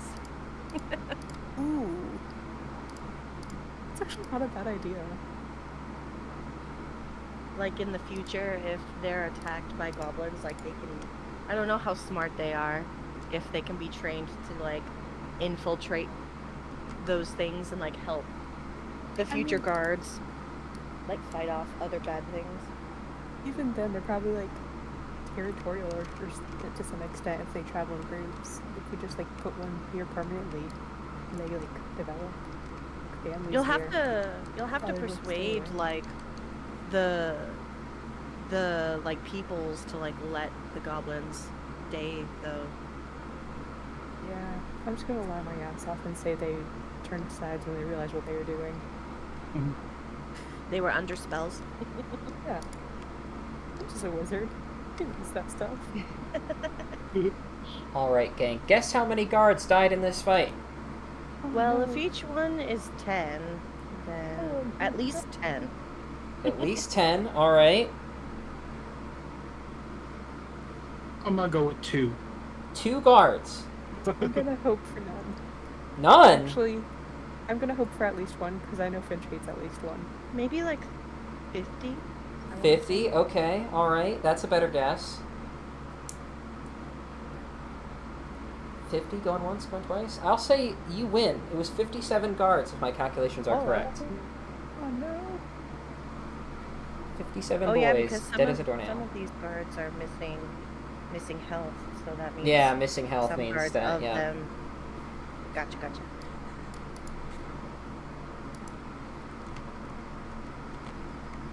Can we like make a plan to just have like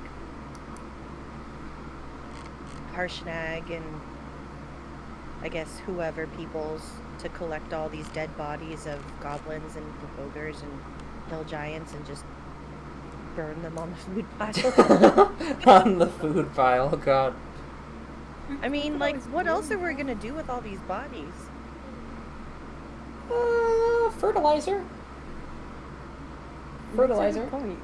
Fertilizer for Dude, fields. trees will eat just about anything you put near them. That's true. Lifferloss, known cannibal. Lifferloss.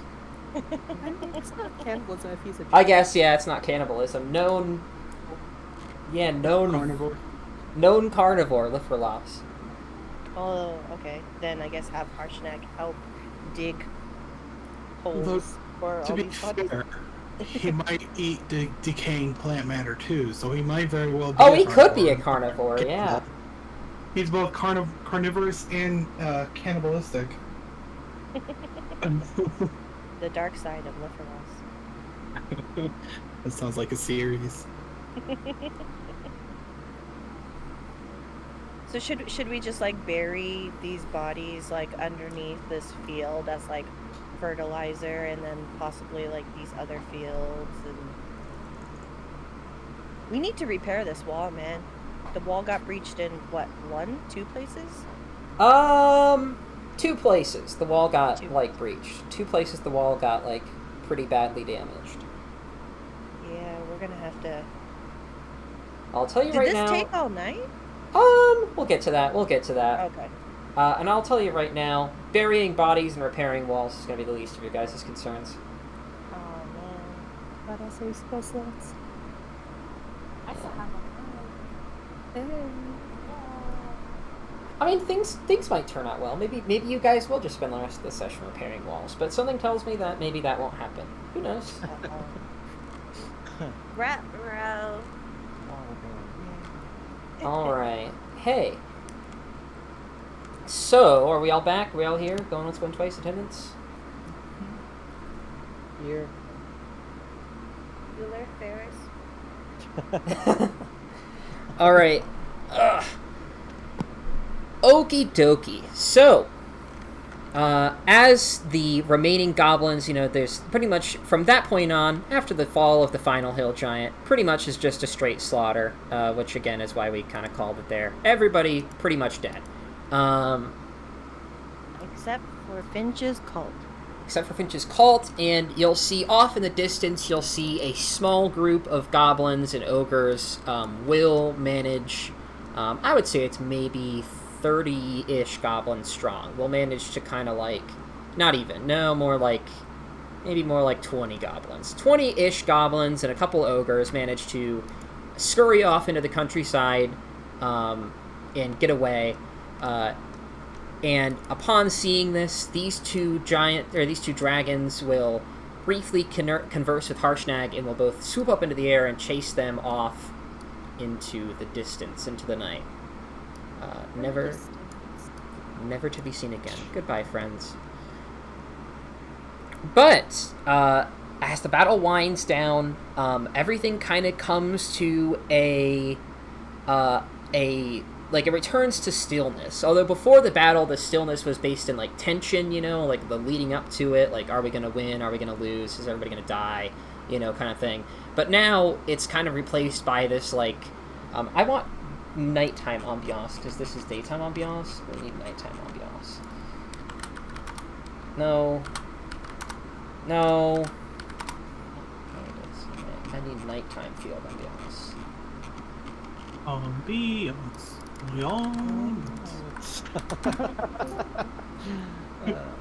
That's better ambiance. There we go. That's much better. Much better. I'm gonna hiccup here. Give me 1 second. Never mind. I guess I'm not. I'm gonna not hiccup. That's great. Anyways, so yeah, the battle will wind down. The stillness of the night will begin to like retake the, it will retake the sort of like the overwhelming sound. You know, like the sound before was kind of like, you know, fighting and dying and screaming and war horns and, you know, just kind of chaos. But the stillness of the night will kind of reclaim everything, and you'll see Harshnag will, after kind of like embedding his axe in one more ogre, will like leave the axe there and like the ogre kind of like splitting it in two, and will walk over to the wall, and you'll hear in kind of like a deeper kind of grisly voice, also like, "Is everybody all right? Does anybody need anything?" And everybody will just kind of look like horrified, a little scared, but like, you know, nobody will like say anything, you know. And you'll see a, like I said, about 20-foot tall, now very like blood-stained, somewhat like angry-looking giant, like looking around, kind of just like surveying the area, just making sure that there's no more stragglers.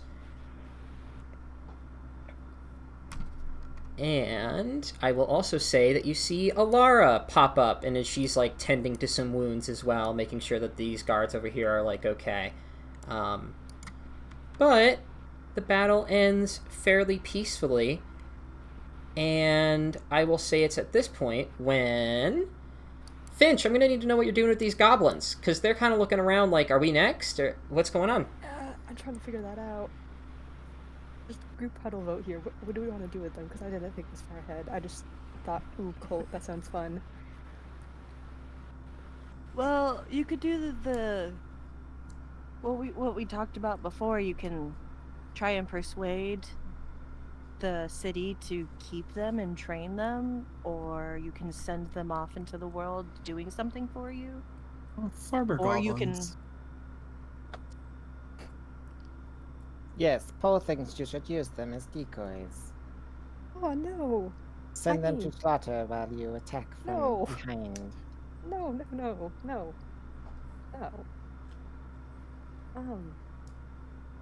I mean, what task would we want them to do for us? I would prefer if could- they died for us. Or we could send them off. Is there anything that you need done in terms of like helping someone, helping your friend? What was your friend's name again? Because she was looking for her sisters. We could send them to look for Lady Agatha. We could. Are you sure you don't want to pin the Castellan on them? I know, but like Like you're going to said need to pin it on I somebody. know.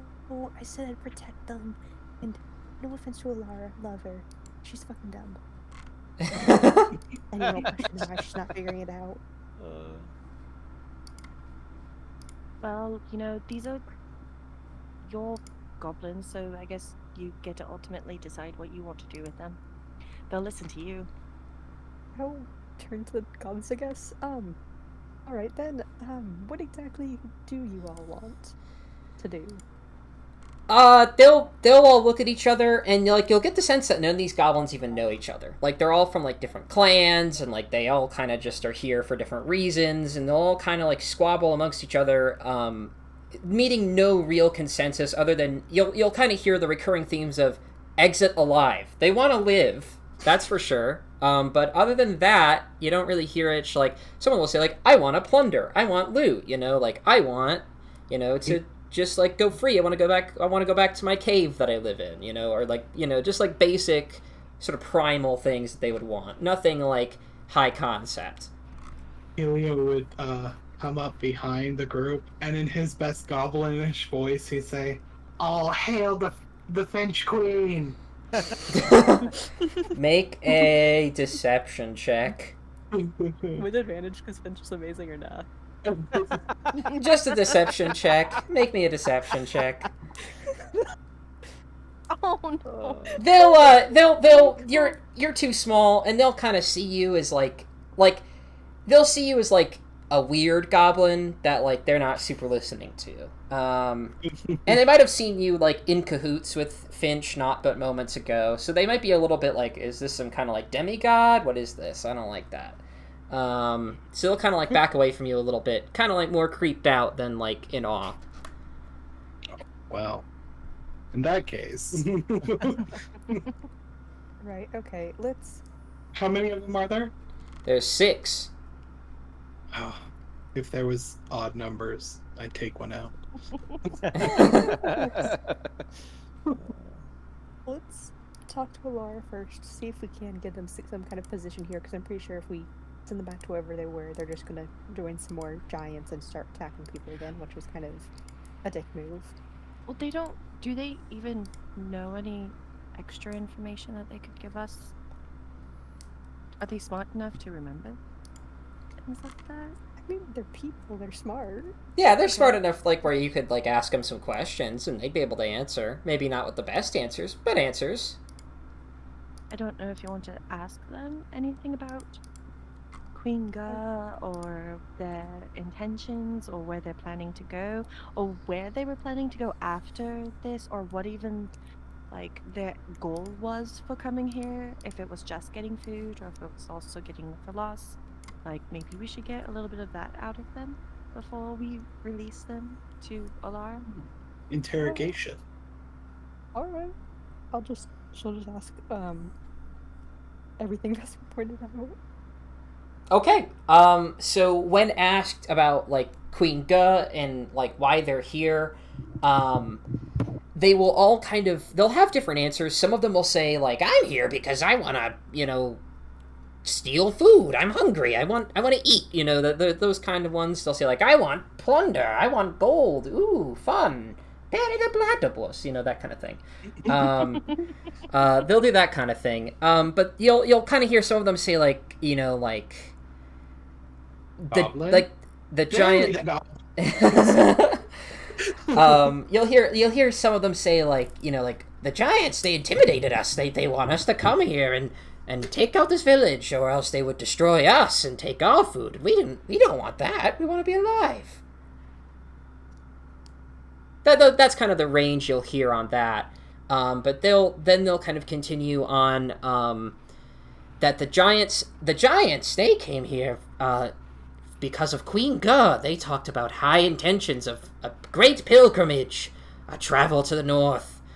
No one knows what they plan, but me, Goblin, great reward if follow them, but now they're all dead. Meh.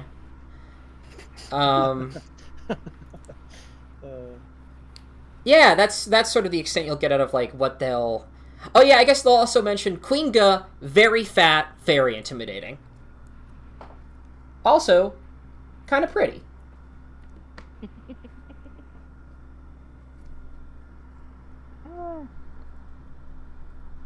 Pilgrimage to the north. They'll all kind of look at you and nod, but they will not provide any further information. Like, pilgrimage to the north is all that they can kind of, like, muster up if you're asking them for more information about that. They'll kind of, like, look at each other. The vibe you'll get is, like, it's kind of like giant stuff that, like, you would have to ask a giant about, particularly one of the giants that was planning on doing it. You kind of just get the idea that, like, they don't really know. They're just kind of along for the ride. Right. Okay. So, if there isn't any... would you rather I ask them to go look for Lady A, or that I ask them to stay here? Just general group vote on what we want, because I didn't think this through.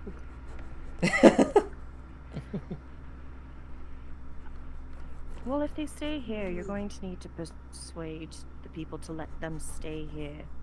And then also tell them, not to do bad things. So that's something to think about.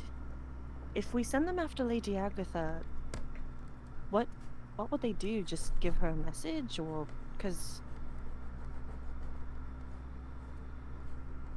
you're not going to be able to communicate them if they get too far away from us.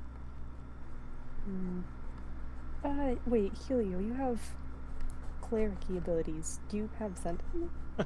Clericy. Does he have what? Sending? No.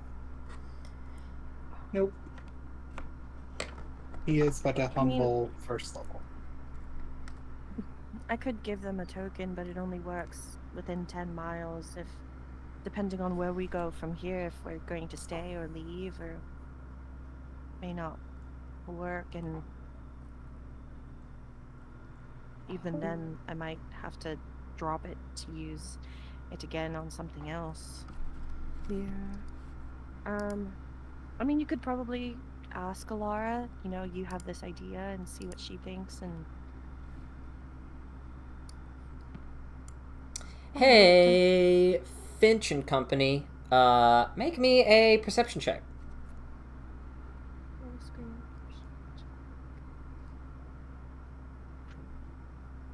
She's just gonna, just to be safe, just put the Bark's drums in one of the goblins' hands and give them all just a stay quiet look. Okay. I will say that, you're talking, and 1 minute you look, there's 6 goblins, the next minute you look, there are 5. Motherfucker, I'm messaging the bitch.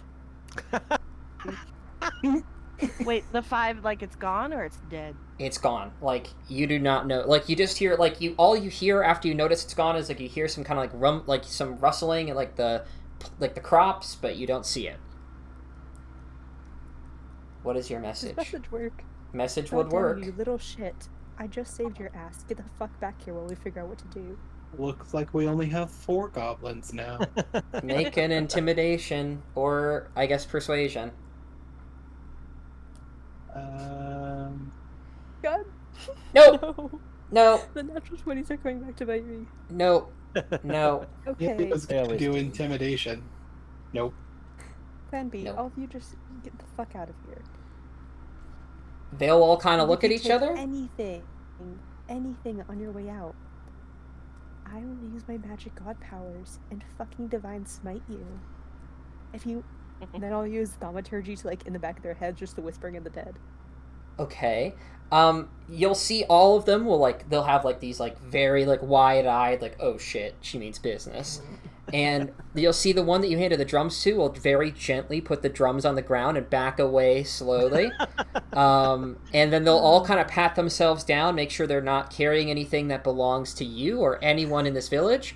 You'll see one of them will rip off a little necklace that they must have stolen, they'll chuck it on the ground, and then they'll all dash into the fields. And Helio, mind sliver a straggler? You can. Oh no! Helio. I will counterspell you. Don't hurt them.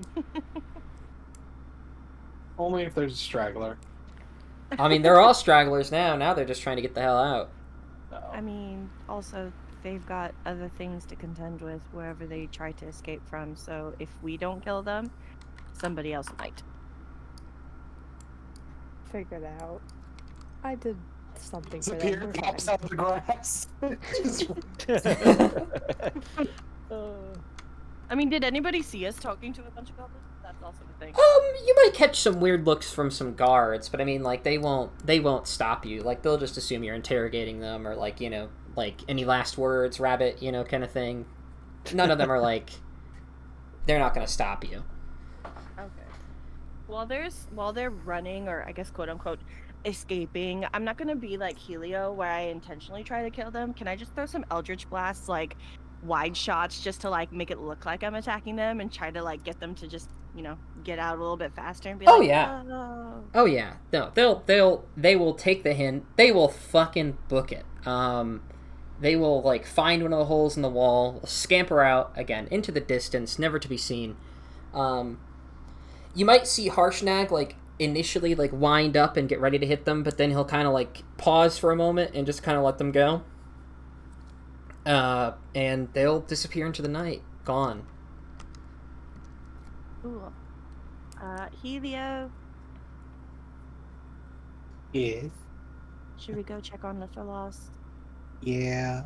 Before you do that, you're going to see Harshnag take one, like, you know how, like, if you're at, like, a daycare or if you have pets, you step over, like, a baby gate, you know, you kind of just, like, lift one leg up kind of high and you pop the other one over.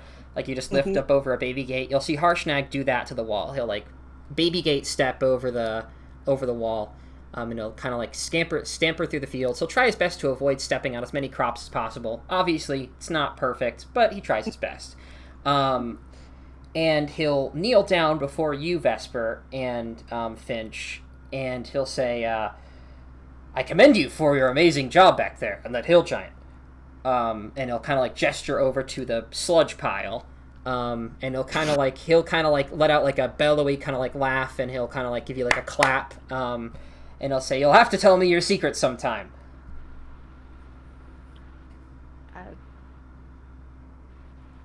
We will table that for later. We need to speak with you at some time. I know right now it's a little bit hectic, but just since we've got you right now, just to let you know, we were sent by Cran to speak with you about things. So when we get a chance, we would very much like to do that. But I know there's other pressing matters at the moment. You'll see while you're talking to him, and you're mentioning all this, he'll have, like, maybe, like, the head of one of these hill giants, like, dangling it by the hair, kind of, like, swinging it back and forth, just kind of, like, idly, you know. But then the second you mention Cran, he kind of drops it to the ground, and his eyes kind of widen, and he says, I didn't know Cran was still kicking about.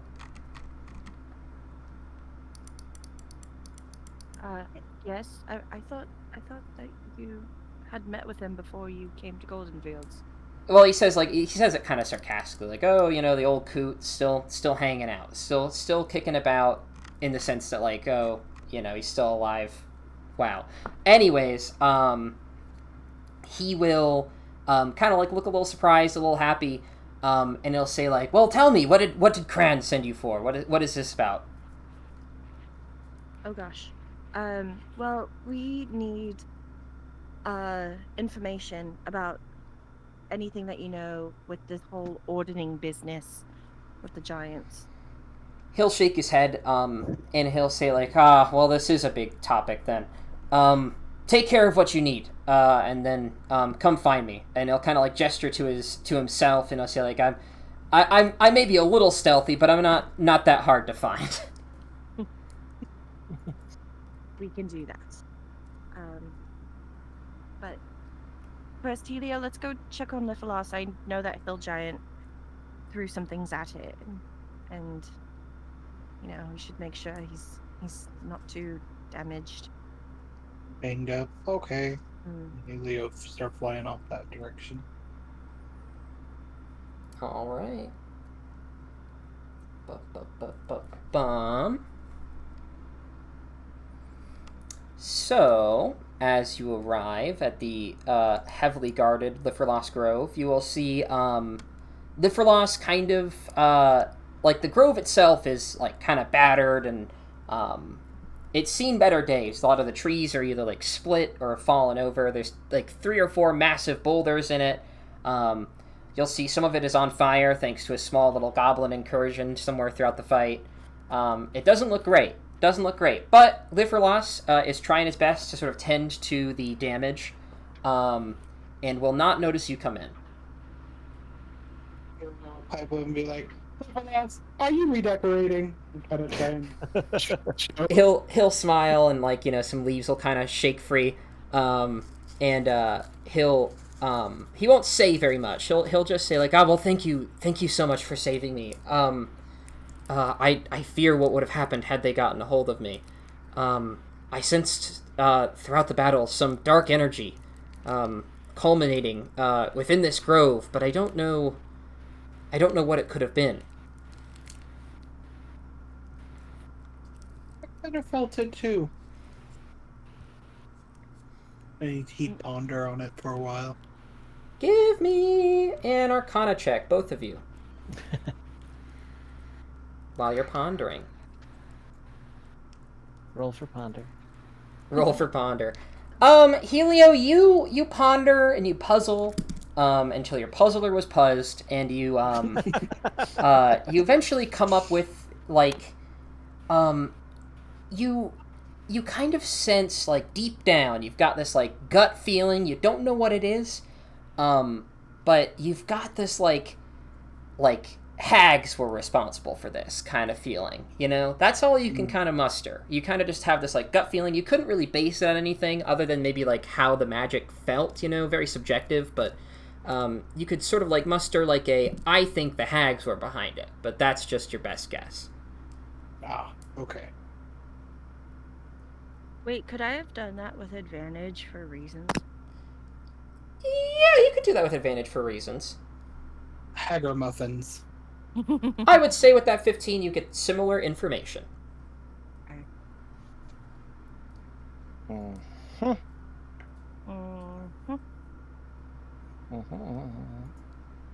It was the Hagar muffins. Yeah, I'm The sorry. Hager muffins.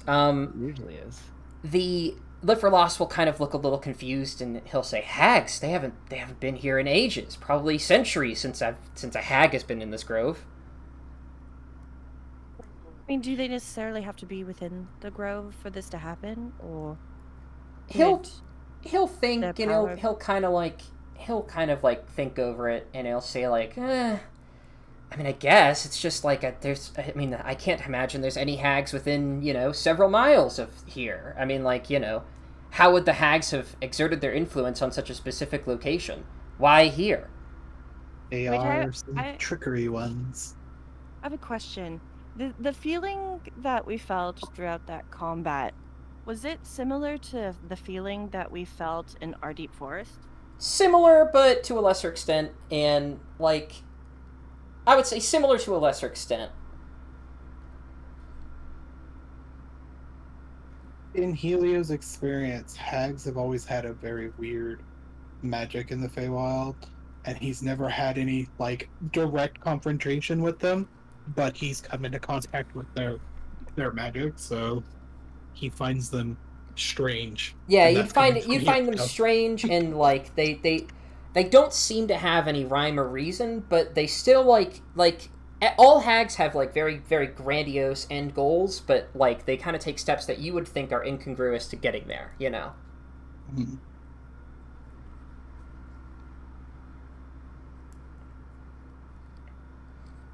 But Lifferlos will like puzzle on it and will seem a little confused. And you'll kind of see like Lifferlos has a like lack of knowledge in the subject. Like he won't fully know much about hags, and will kind of like be only half aware of like some of the things you're discussing with him.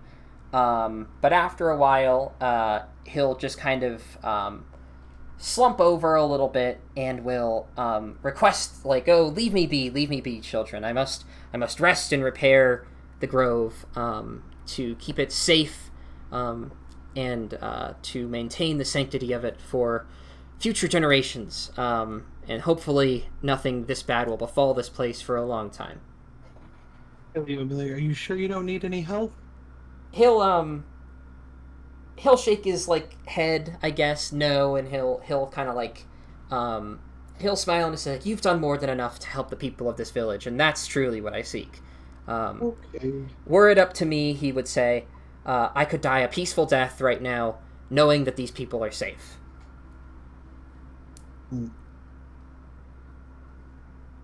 Okay. And then he would bid the Verlos a fond farewell. All right. So from here, we go talk to Harshnag, or do we all need a rest before we do anything? It's up to you guys. I saved spell slots to give might be in a bit of a fight later, so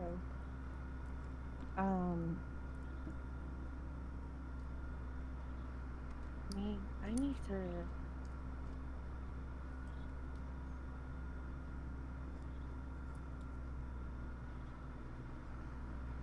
let's see. We met Cran. Cran told us to. Just want to make sure that we got this all right.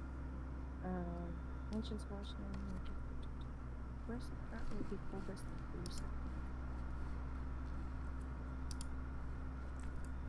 Possibility of realms merging again. Afraid of possible return of the Titans. So we should talk to Harshnag if he knows anything about the Ordening, anything about this possible realm merging, and then there's another thing that Helio, you heard it when we had gotten out of our deep forest. There was a voice that mentioned Harshnag. You remember that? I think so. Scour the north, find Harshnag, don't let the realms merge, restore the Ordening. Okay. In a sort of feminine, otherworldly voice. So, just so that we're all on the same page before we go speak with Harshnag, these are our talking points. Yes. Find out what he knows about the Ordening. Find out what he knows about the realms merging. And what can we do to help? What are our next steps in order to help do this? Because, wait a minute. Before we do that, Helio. What are we doing? What? Before we commit ourselves to continue working on this, do you want to mention your announcement? Now? I mean, it just so that people know, because if, we get too far in this and then we're like, okay, time to go travel to this next place, and it's like, Well, yeah, but I don't know. Are we gonna head back to that town, or are we going to leave from here? Because if we're gonna go back, we could just do it later. how many days has it been since we left Amphale? That's a good question. The festival just started, and it's only for 10 days. And I'll ballpark it forget and how say, like, 3 or 4 days. It's still going on. You'd have time to make it back. Like, you could make it back and catch the tail end pretty easily. Like, you could spend another day here hanging out and probably still have time to, like, make the trek back. Because it's not too far away. Okay, so we'll do that. We'll talk to Harshnag. We'll go back to Amphale, because I also wanted to speak with Pastor one more time, and then we'll figure out what we're going to do from Amphale. Okay. So let's all go see if we can speak with Harshnag right now. before we Okay. go home.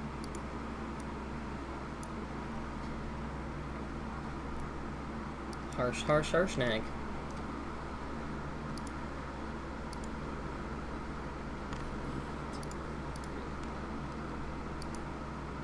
So, who all's talking to Harshnag? Everybody? Everybody joining in the Harshnag party? Everybody. Poe's probably sitting off somewhere by herself. Okay. Alright. So those of you who are joining in the Harshnag party, you guys will reapproach Harshnag. He'll give you, like, a hearty hello. He'll kneel down again to kind of be closer to your height. He's still, even when he's kneeling, like, he kind of, like, towers. You have to, like, look up at him, like, he's still very tall. And he'll say, "Back so soon. What is it, he told you to come here and discuss? Was it about the Ordening?" Pretty much it was about getting some more information about, I guess, what the Ordening is, what this whole possibility of it being, I guess, quote-unquote, destroyed would mean for Faerun and all the giants in general, and what connection it could have with the possibility of realms merging once more, because there have been some indications that that's occurring And what can we do to help, I guess, is the last thing. He'll like, as you're saying things, he'll like, the further you get from giants, the further he seems to be a little confused. But by the time you get to like the realms merging bit, you can see like he definitely understands like the gravity of that, but he does not understand at all what you're talking about. Like he has like a very like a shocked but like confused look on his face, and he'll say, "Well, I'll tell you what I know, but unfortunately, the realms merging, that's a new concept to me. I think I've heard whisperings, but nothing concrete, and that's always some kind of rumor that's floating around. But I can do you this. I can tell you about the Ordning. The Ordning,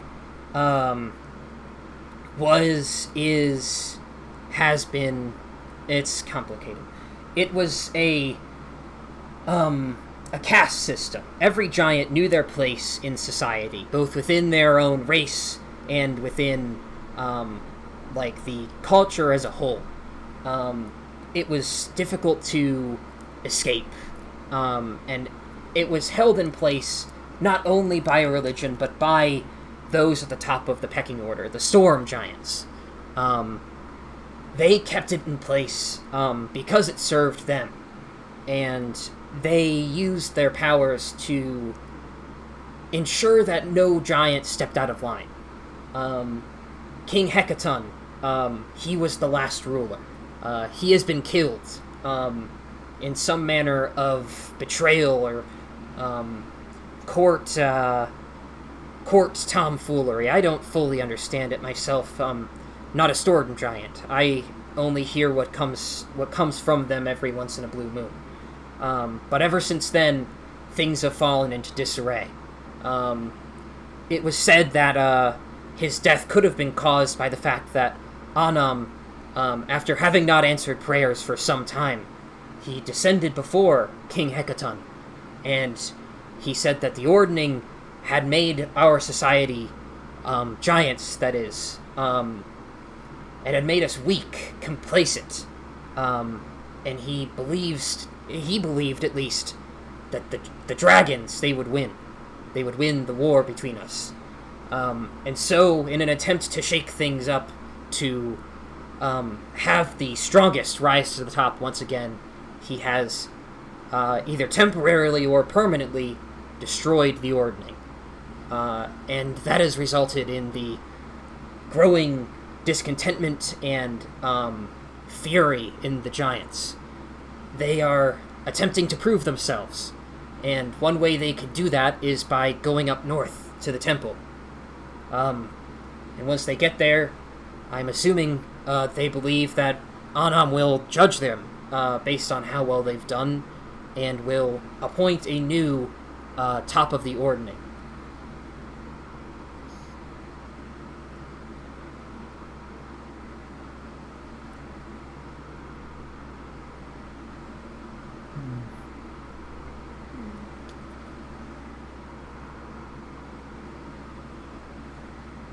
So it's a trial that they're going through. He'll kind of Right. like say, he'll kind of like do like the so, you know, kind of like waving his hand back and forth, like 50-50 kind of thing. It's like, it's like that in a sense. It's, part of this is part of that desire to prove oneself to their god. Yes, that's why I'm here, partially. But part of it stems from a feeling of lawlessness. Before the Storm Giants, they were sympathetic to you folk, and he'll kind of gesture to the village around you. By their calculations, by what they believe, all of this, it exists because they allow it to exist. And other giants are not so kind, for various different reasons. And they seek to reclaim what they believe is rightfully theirs. In some views, the entire North belongs to the giants, and that we should kill or destroy anything that gets in our way. And I think you're seeing that reflected in what has happened. But others, like myself, we view you folk as kind and necessary for our survival. So the storm giants, they believed in that to an extent, and they let you folk be. But now, in an attempt to prove themselves, every giant is trying to find something bigger to attack. To show their worthiness to be on, I guess, the top of this orderly pyramid. He'll nod, like 100%. Do they need to travel to the Eye of the All-Father in order to plead their case to Anam? He'll, look a little like he doesn't know himself, but he'll say, traditionally in the past, when a new top of the ordning has been decided, the ancient texts, though they are sparse, they depict pilgrimages, vast migrations of giants to the north, to the temple to decide who would be on top. When the Titans, when they fell so many centuries ago, it was the storm giants who made it to the Eye, and they discussed with Anam their rightful place, and upon taking the throne, they've ruled it for so long that now it's a distant memory, the Titans. Was it mentioned by someone before? I can't remember off the top of my head. But someone afraid that the Titans were going to show up again? He'll, look at you as though you've just said something completely impossible, and he'll say, tomfoolery. Complete falsification. The Titans are long gone. Plunged to the deepest depths, hidden from society. No one knows their fate, and quite frankly, I don't think I'd care to find out. All I know is that eons ago, before even my time, they were gone, and their cruel, vain reign is over, and I think bringing them up can only serve to strengthen their case. I would not advise looking into anything related to them. How did they get put where they are in the first place? Who, I guess, banished them? He'll look kind of up into the sky, and he'll think for a moment and say, like, vanity was, I think, to blame. For thousands of years, they subjugated and enslaved thousands upon thousands of humans and small folk and even other giants in an attempt to build massive kingdoms. Across dimensions they would travel.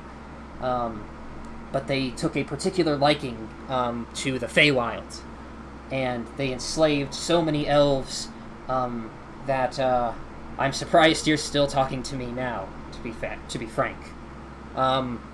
But small folk across all dimensions, they rose up, and they managed to kill or throw off the shackles of their rulership, and they left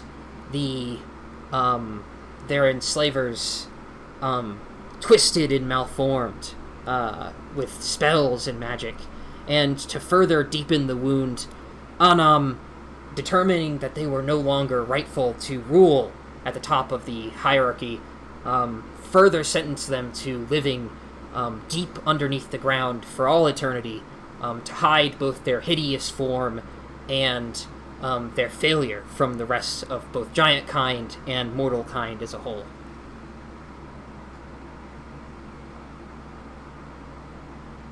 So did it. And there, you know there's no possibility of them escaping from where they are currently. He'll look he'll look a little bit like, well, don't ever say never kind of thing. And he'll say, though they've not managed to escape in centuries, there are still reports that they lurk deep beneath the earth. and there are still reports of them hopping between dimensions now and again. It wouldn't surprise me. They have not lost their intelligence, though they may have lost their handsomeness and their winsome natures. They have not lost that intelligence which brought them to the top in the first place. So, I fear that if things continue the way they have been, perhaps they would make a break for it, They would try to take their place back at the top of the ordning. So if you're hearing rumblings from them, it could be that some larger plan is at play, but I would not be privy to it. Okay. Well, we know from before when we were in Nightstone that they were attacked by, what was it, cloud giants? And now there's this attack on Golden Fields by hill giants. He'll, he'll hear you listing, and he'll, start going off on a further list of, there have been plenty more giant attacks, just to name a few that have currently happened recently. He will name, there was an attack on Bryn Shander, there was an attack on Luskin, there was a small attack on Neverwinter, there was an attack on Phandalin, and there was an attack on Tribor, all recently. So how do we fix this? How do we prevent any more harm to citizens of Faerun? I mean, He'll kind of think about it for a moment, and he'll kind of look back at the the mess that he's created and you guys all have created. He'll look at the dead giants, and he'll say, honestly, I've been roaming somewhat aimlessly, just siding with small folk and taking out giants whenever I can. And he'll plop his axe down into the ground, and you'll see lots of small tally marks, each one maybe about the size of maybe double the size of your pointer finger. And each one, he'll say, represents a giant that he's killed. And you'll try to count them, but there are hundreds. It just goes on and on and on and on. And you'll see that even some of them are cut off by there's a cloth wrapping that kind of covers the hilts of the axe. And there's more that are probably underneath that. And he'll say yes, I've just been traveling the north, siding with small folk wherever I can, and keeping them safe. But to tell you the truth, I think that the only way that this can be resolved is if the ordning is restored, one way or another. And I think that the best way to do that would be to go to Anam and prove our case. Find someone that would listen. And at the very least get him to talk with and calm the giants down. But that's a long shot, and I honestly would be open to other ideas.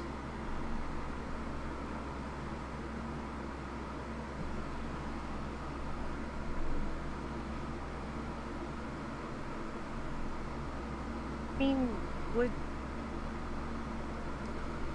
Anam even, would he listen to you?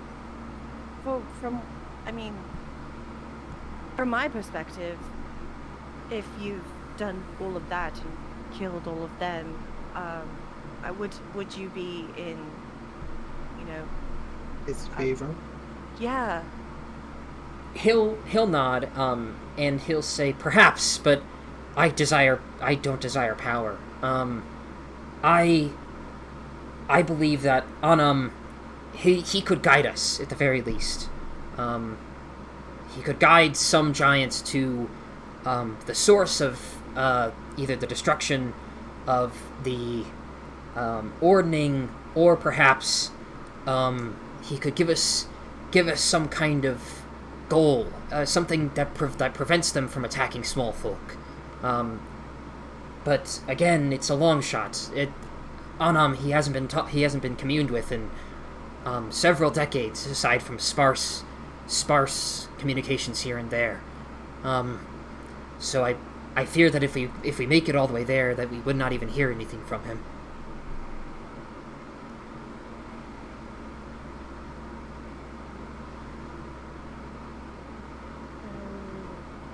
Heading straight to the temple would not be a good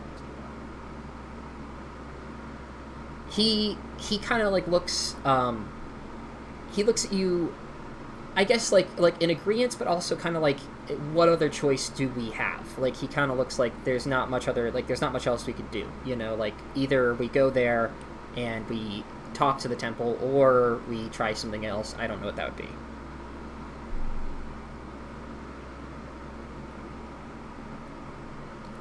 King Hecaton is dead, you said? He'll nod and he'll say, He's dead. yes, he is dead. Again, most giants suspect it was some kind of conspiracy, put together by his court of, cloud giants that rule over not only other cloud giants, but generally just giants as a society. The sort of living embodiment of the ordning as it exists here, aside from gods. And the fact that he's dead and there's no strong leader to replace him, I think that only adds to the chaos. I think if King Hecaton were still alive, things like this wouldn't be happening. We need to bring him back from the dead. What? He'll... The, Good logic. is King Hecaton survived by anyone? Did he have children? Did he have He'll say... family? He'll say yes. He had a wife, and he had two. I think it was only two daughters. I'd have to double check my notes, but I think it's only two daughters. And he'll nod that he does have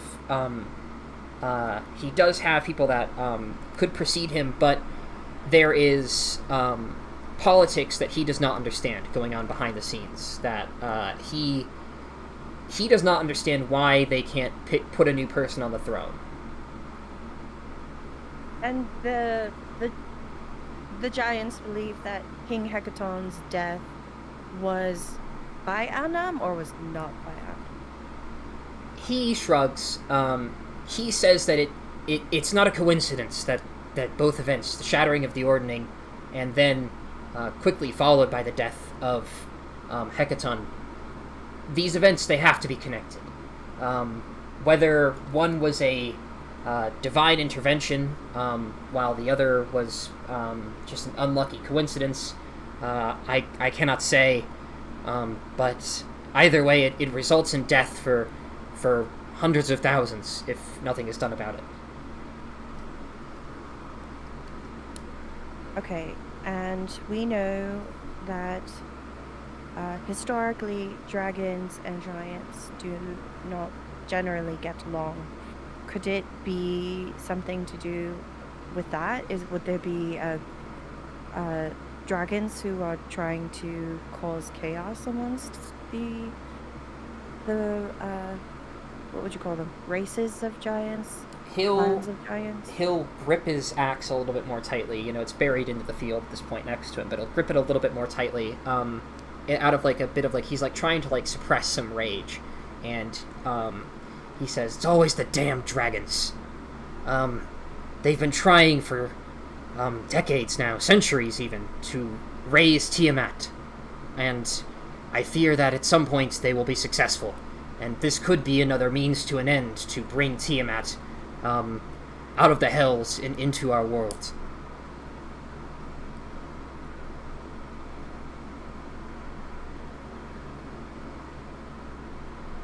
Do you know of any dragons specifically that would want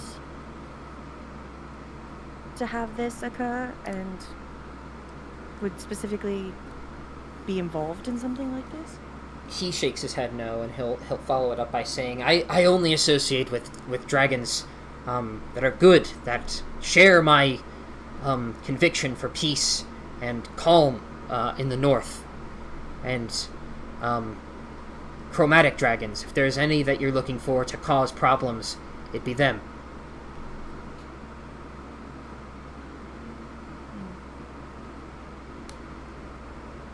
Okay, well, what do you guys think?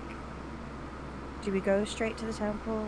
Do we just go through the continent trying to aid in possible attacks?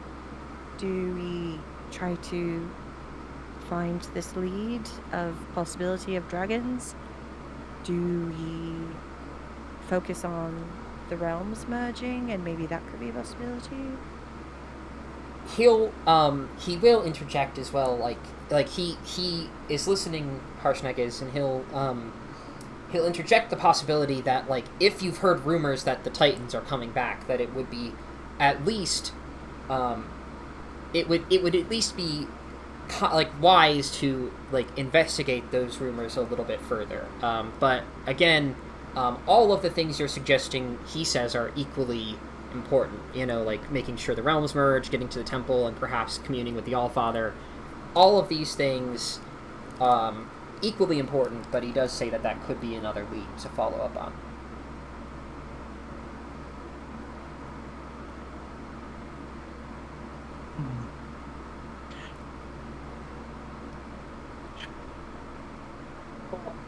Whatever I think leads us to stopping the realms from merging, I think is the avenue that we should pursue first. Just because that seems like the most detrimental to everything. So whatever we could go, that, yeah. Did we hear from... I can't remember. I'm trying to look through my notes.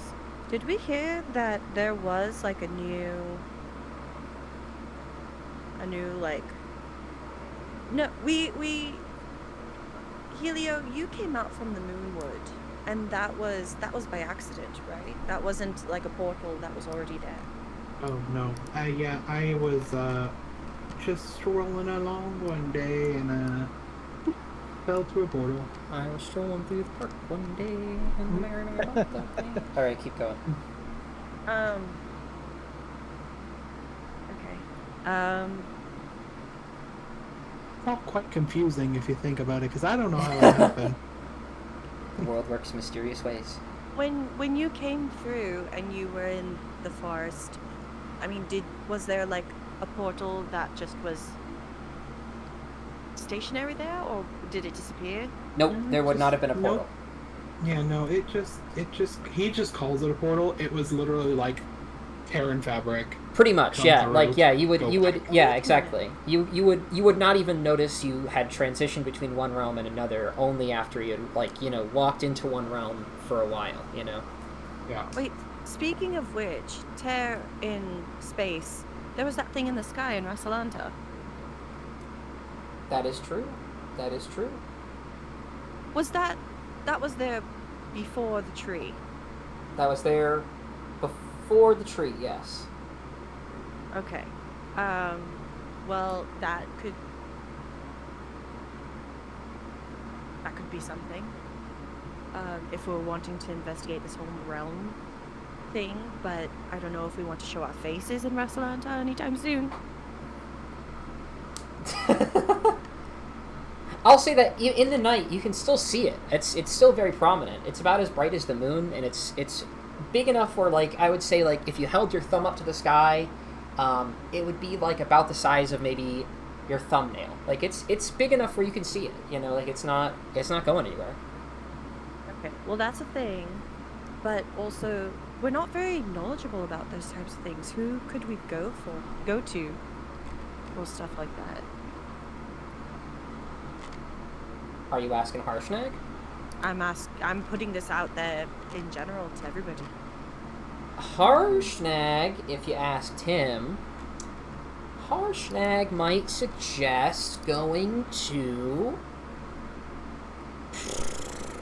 Give Harshnag a minute to think about that while Harshnag reads the book.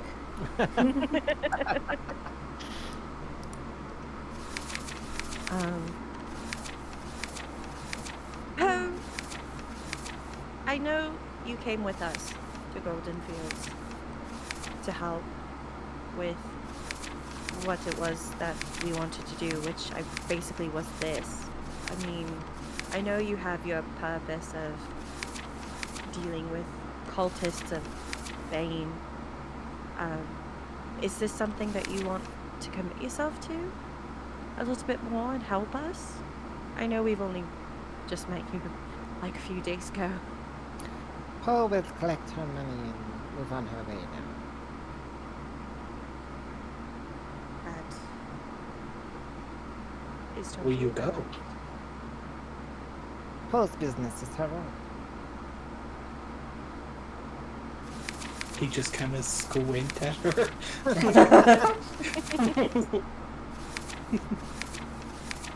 Shrivel Well- up hand.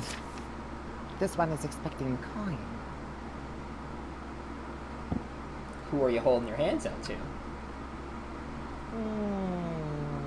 Vesper. Yeah. I feel like everyone else will hear me. I'm gonna turn my body and like whisper in Finch's ear. "What you're going to do now?"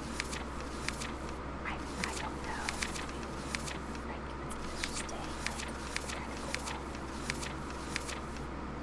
Like, Ilya just pipe up. How much do we owe you?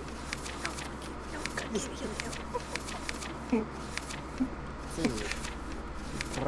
Where the coats. 1 leaf, 2 leaf, handing her leaves.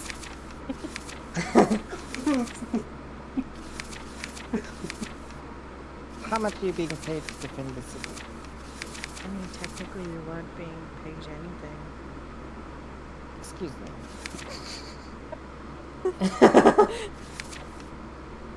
I mean, technically, we've been only getting our money through looting. We've been doing this out of the goodness of our hearts.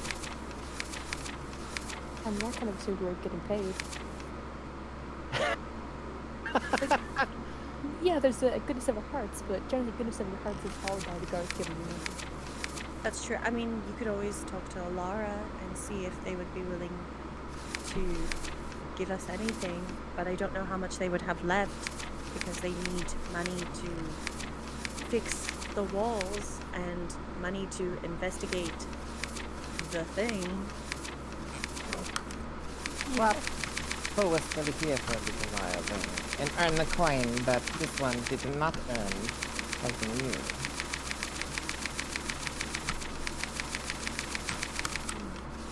I'd be kind of happy if you. I have this.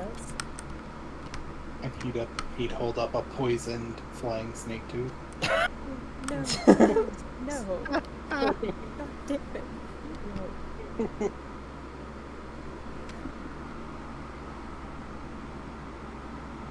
Just like I I would assume it's in a little glass jar of some type, and he'd rattle it around.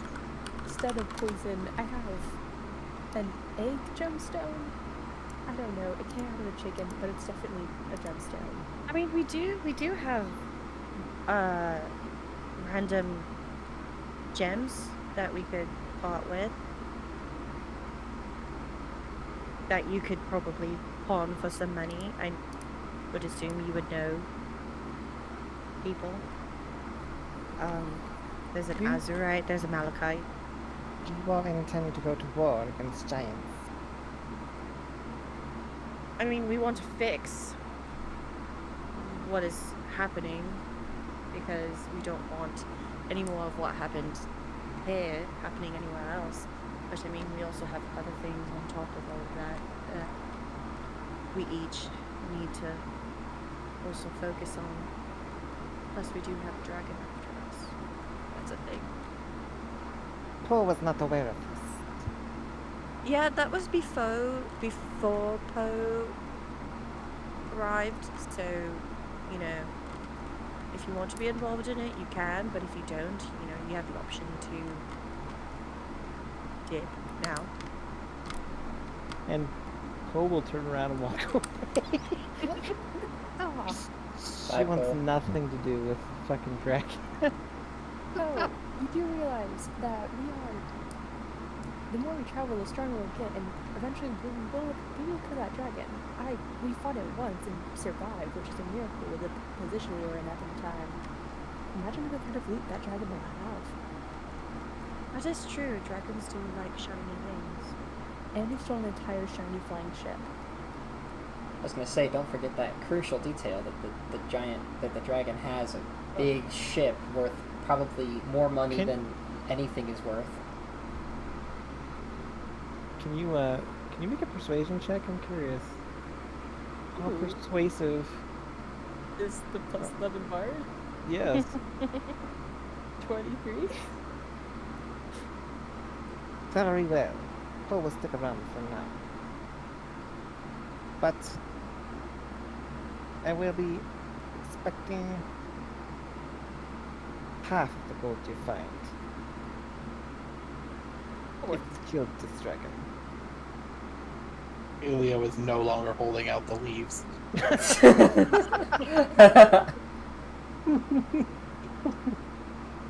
When we kill this dragon, the profits will be split evenly. That was not his deal. Then it's a good thing we didn't agree to it. Welcome to the team.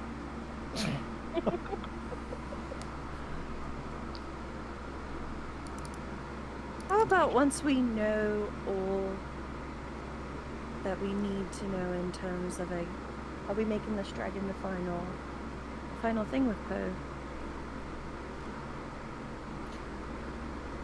Well, in Poe's mind, she's thinking, you're all fucking nuts. You got away from a dragon once and lived. And if it catches you again, you're probably gonna die. So... I mean, out of character, do you want to continue with Poe? I honestly could or could not.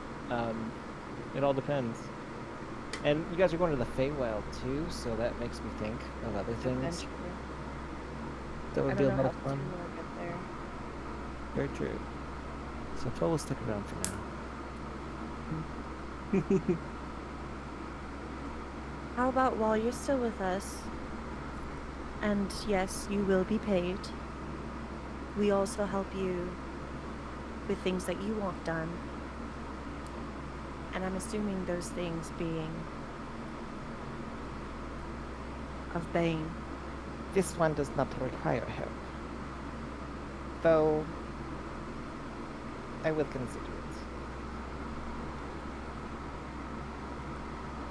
I'm sure we could come up with ideas. I can think of a couple off the top of my head that I don't know if I want to say out loud.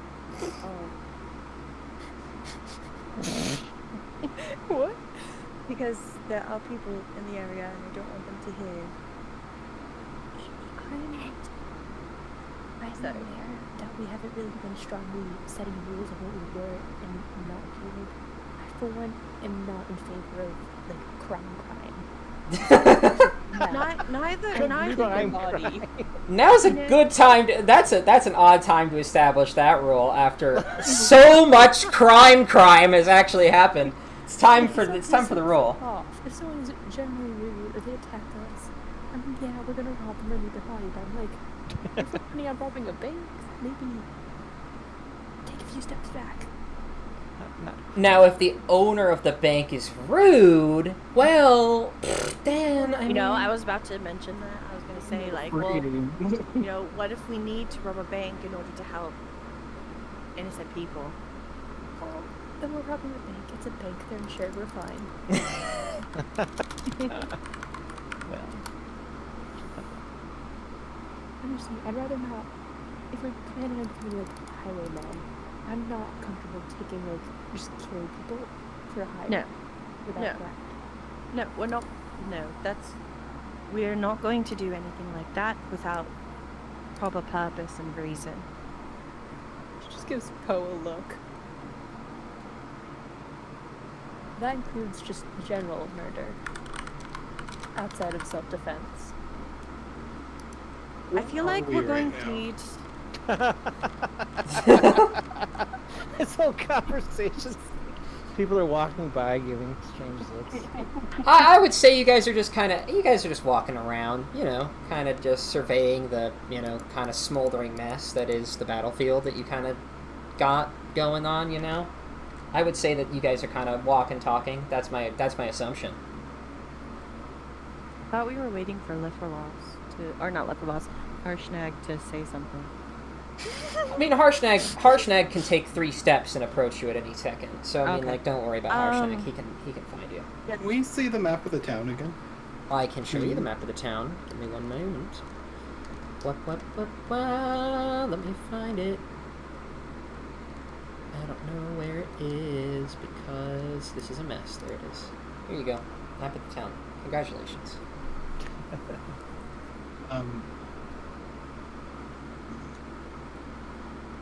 Helia would like to go here. Where's here? I didn't see. Oh, go there. Go to your heart's content. Your wish is your command. Okay. Oh yeah, they've like sent word to the civilians that they're good to go home, right? I would assume by this point, yeah, word has reached them. You know, they're getting ready to go home. You know, like there's like a, you know, you might see, like if you're walking down the main streets, you might see, you know, wagon trains of people being ferried back to their homes. Helia's gonna put something in the ground. Uh-oh. Uh-oh. Did the rest of us see what he's trying to put in the ground? Oh, I don't know. Is it a bean? Is it a bean? Look, he's outside of the town. It's probably a bean.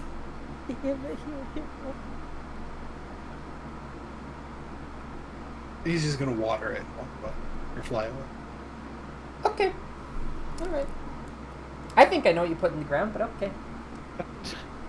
Okay. We're good. Alright. I'll make a note of that.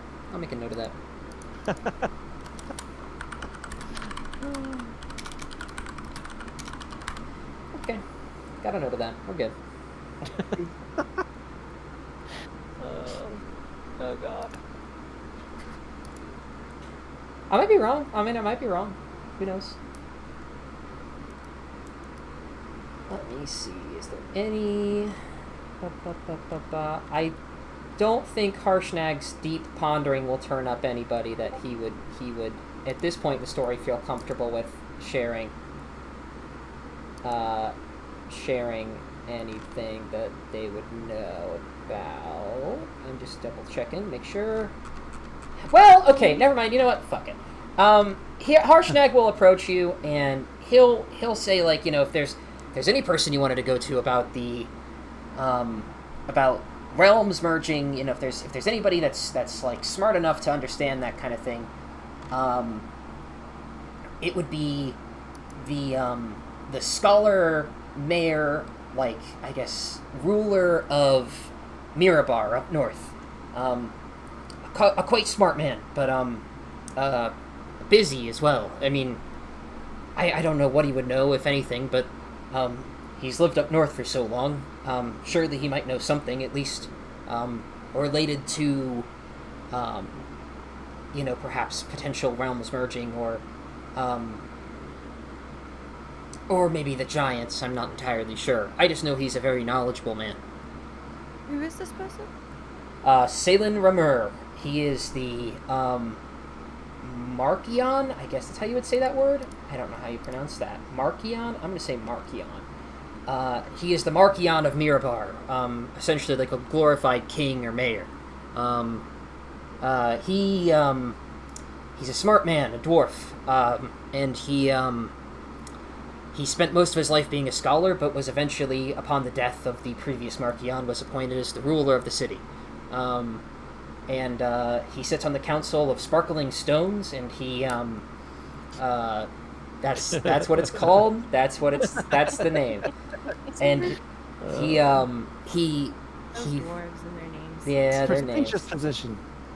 Yeah, prestigious position, very important, and he's smart, is essentially what you'll get. Like, maybe he'll know something. I mean, if you say that he's busy, do you think we'd be able to get an audience with him? If we go in there and say, hey, you know, things are happening, and Harshnag told us Tim told you, and... He kind of looks at you a little confused, and he says, "Who said you were going alone?" And he'll kind of, like, gesture to himself, like he'll point, you know, like, at him.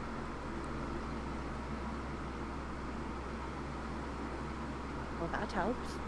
He'll, like, kind of gesture again over to the pile of sludge, and he'll say, if you're even partially responsible for something like that, and if my gut feeling tells me anything, it's that you could do something. I'm not sure what it is, but you could do something. Might just be more murder. More murder. Well, before we head up to Mirabar, we'll need to head to Amphail, and I think if we're heading to Mirabar in general, we're going to pick up another person who could help guide us up to there, and he'll sort of look apprehensive at first, and he'll say, "Well, if we are going to go up to Mirabar, there's one place I'd like to stop before we go there." And he will bring you to the map. Give me 1 second. Ba-ba-ba-ba-ba. He will bring you to the map, and he will point towards Grudhaug. He will use his giant finger, a point to Grudhaug, and he'll say, "I think it'd be best. These hill giants, they'd be easy targets now. They're weak.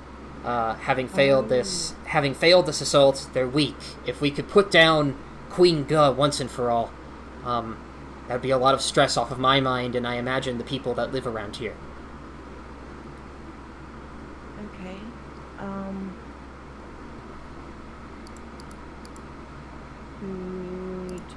Could we make a quick run to Amphail and then head to Grudhag? He'll nod and he'll say, it's not, imperative that we do so. I'm just saying we're so close. We're in the area. We might as well take care of it. I mean, we could do that. Are we expecting whatever remnants of what we had today to be just the same in terms of size and number? Because if we go to Grudhaug, just us, that I don't know how much we're going to do. I mean, yeah, we did great today, but also that we had a lot of soldiers on our side as well, and a very big wall. He'll say, I can call in some more favors, and I would not be too worried. I think that we could destroy Grudhaug fairly easily, and if they have any information, I think it'd be best to beat it out of them. They had some purpose for being here. You saw how they were tossing rocks at that tree. If they have some purpose, if they know anything, it'd be best to beat it out of them. Okay. Objections? Ilya will go, his name is Liferlos. He'll nod and he'll say, Right, Liferlos. I met the tree once before. A kind sort. Still, I feared for his safety. I know not what their plan was if they got to him, but I can only imagine it'd be bad. Okay, well, I guess waste no time. If we're all pretty well in terms of strength and stamina, maybe touch bases with Alara one last time, and any other persons we want to speak with before we make out for Amphail and then eventually Grudhaug.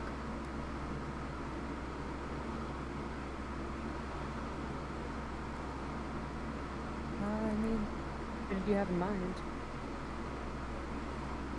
To speak with? I don't know if anyone wanted to mention anything to anybody. I don't know. I'm just putting it out there. If nobody wants to talk to anybody, there is the whole murder situation. That would be a little bit bad, leaving on hold. That's not. I don't remember that. What are you talking? What murder? Murder? There is no murder here. Murder? I don't remember that. There is no murder. Yeah. But on top of that, we probably also want to be leaving soon, because I don't know if we want to be here when those from Waterdeep arrive. Because they're probably going to be arriving day after tomorrow, or basically tomorrow. Because technically it's the next day. Yeah, we should probably leave it. Helios totally down for leaving right now. Yeah, let's go. I'll send a message to Allura quickly, just saying, "Hey, emergency! We're tracking down some giants. We believe in you. Goodbye." Okay, all right. Pep talk? Maybe What else do you not want me to tell goodbye, her? but we'll like keep in touch. But Harshnag has presented us something very important that we need to, do. So we need to leave now, and you can work with the abbot to do what you need to do, and those who will be coming from Waterdeep. But we can't do much because we've got more important things to do. So. And I mean, Irish, word it more friendly. Yeah. an Irish goodbye, if ever I've heard one. So yeah, you'll send her the message, and before, Also, yeah. oh, sorry, no. No, I go think ahead, the go message ahead. will include, found the murderers, avenged the guy. Found murderers, avenge the guy. Okay, good to include that. Before she even has time, I would say, to craft a response, like you'll kind of hear just like a lot of like the mental equivalent of like stammering, like wait, but I needed wait no, but then like wait no. You'll hear that, and then after about a minute of that, you'll kind of be like, all right, we're done, and goodbye, Alara, never to be seen again, or not? Question mark? Question mark? Question mark? I've never really pick up this as Yeah, let's not make another enemy out of her by making her feel like we put too much on her shoulders. I mean,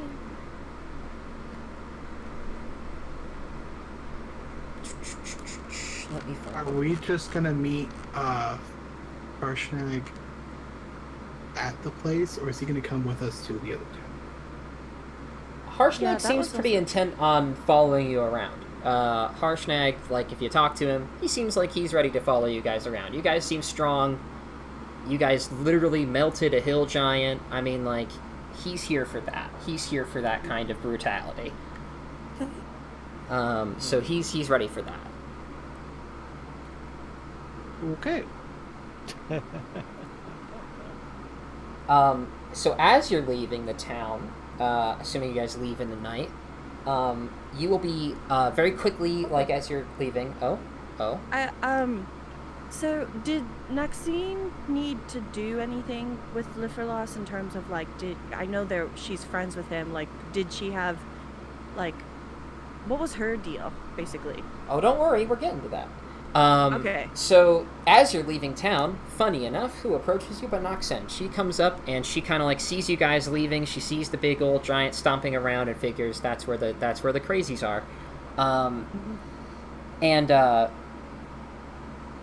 Vesper, she looks at you, and she says, Vesper, you've told her name, right? Surely you have. If not, then no, you haven't. I don't think we all really had very, like, introductions when it was just like, here are my friends type of thing, wasn't it? Okay, all right. Then I mean, we can assume. Okay. For sake of this, I'll just say she points at you. She says, "Hey, you, I need you to come here." And the rest of you, she'll say like, stay back. Don't need anybody else here. Just Vesper. And so she'll guide you into Lifferloss's Grove. And once you get in there, I would say make me an Arcana check.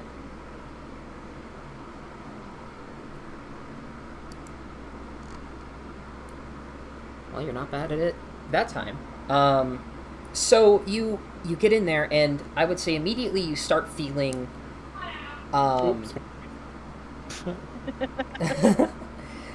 you start feeling a similar, like, kind of like vibration from your magical artifact that you felt when you were in the temple of Ardeep Forest long ago at this point.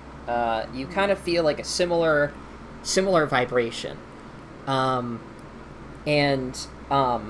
you hear Noxen, like, she starts talking, and like you see the words, like you can see like she's saying things, you see her mouth moving, but you don't hear any sounds coming out. Like it's almost as if like you've been deafened or something. And maybe you kind of like rub your ear a little bit, and you just like you don't hear anything. And I would say a moment goes by where you just don't hear anything. You know, like it's kind of like it's just like perfectly quiet. You're looking around. Lifferloss is, like I would say in a state of like in a dormant state almost. Like not like dead or anything, but maybe like asleep in the sense that like, you know, he's kind of just like not listening. And after a moment, you will see.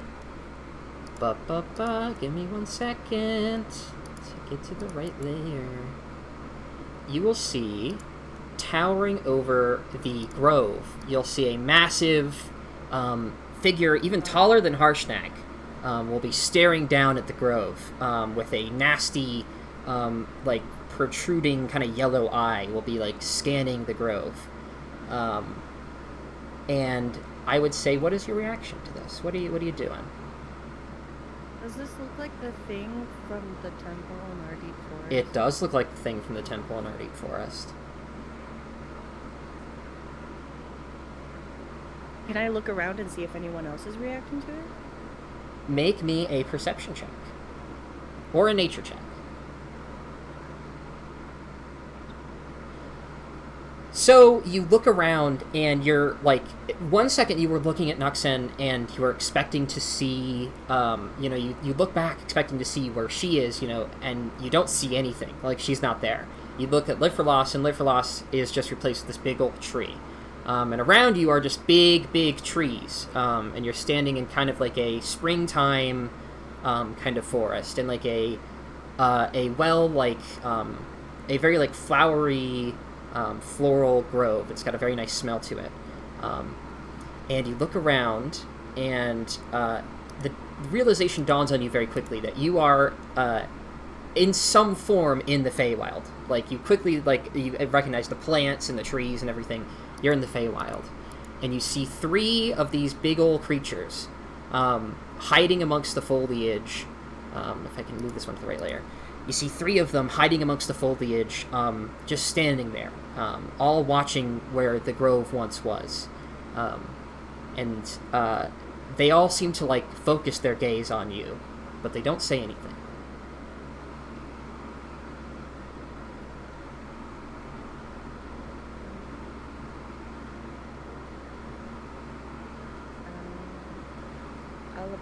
I'll approach this middle one and see what he does as I walk towards him. All right. So as you approach, you begin to leave the area that, like, in the prime would be the grove. And the second you step out of the grove, you, like, snap back, and you hear Noxen, like, saying, "Are you listening to me? Hello? Hello?" And she's, like, waving her hands in front of your eyes. And she's like, "Listen, I need to talk to Vincor about this. This is serious. We need to talk about this. And what's going on?"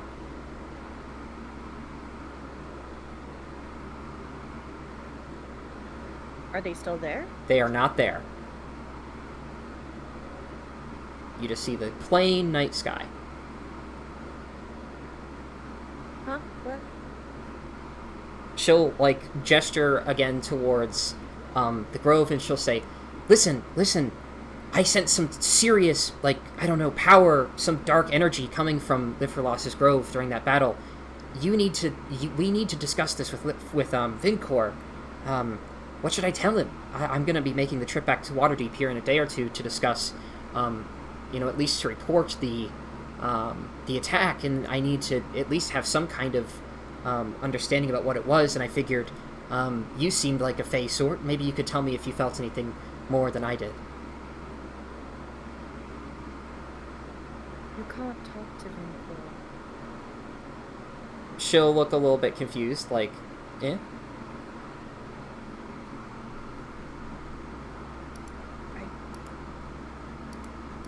It's been a few weeks, but we were in Nightstone, and then we went to our deep forest.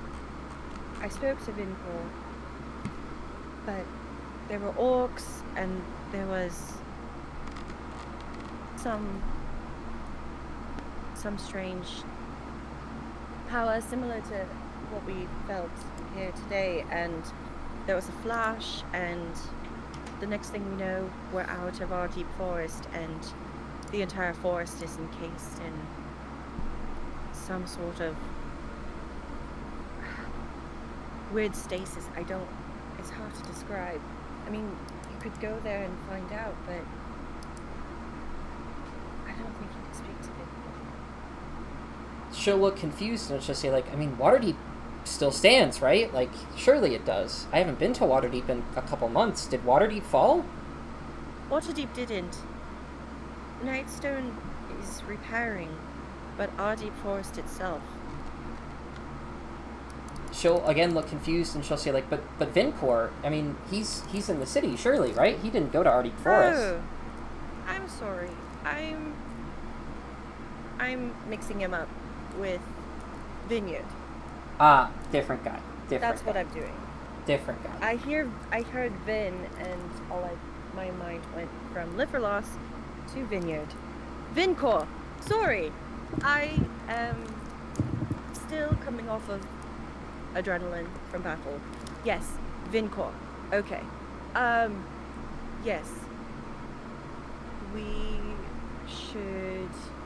I mean, did you speak to Liverloss and get his perspective of? She nods and she nods and she kind of looks a little annoyed, and you can tell she's kind of got a little bit of a quick temper about her, and she'll say, like, he wasn't very much help. He speaks in riddles and tongues and all this, like, it's nothing helpful. I need something concrete that I can report. Okay. Well, whatever it was, it definitely has, dark magic behind it. Could be Fae related.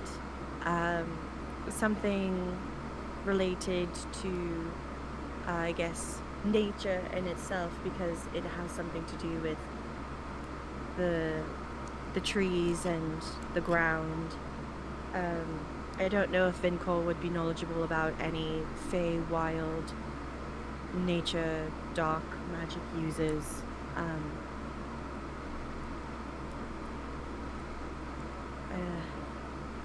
I mean, that's all I can really come up with at the moment.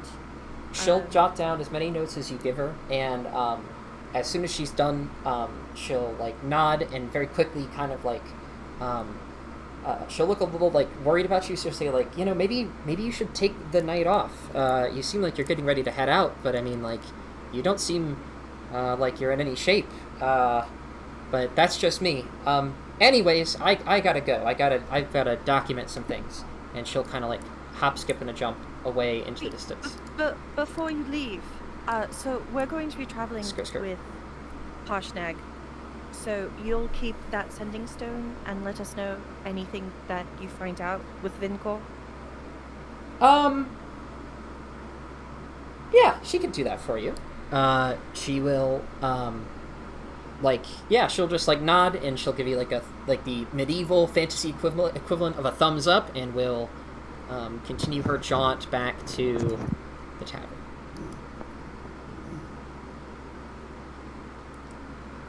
So one last look around the grove just to make sure I'm not going crazy. Make me a perception check again.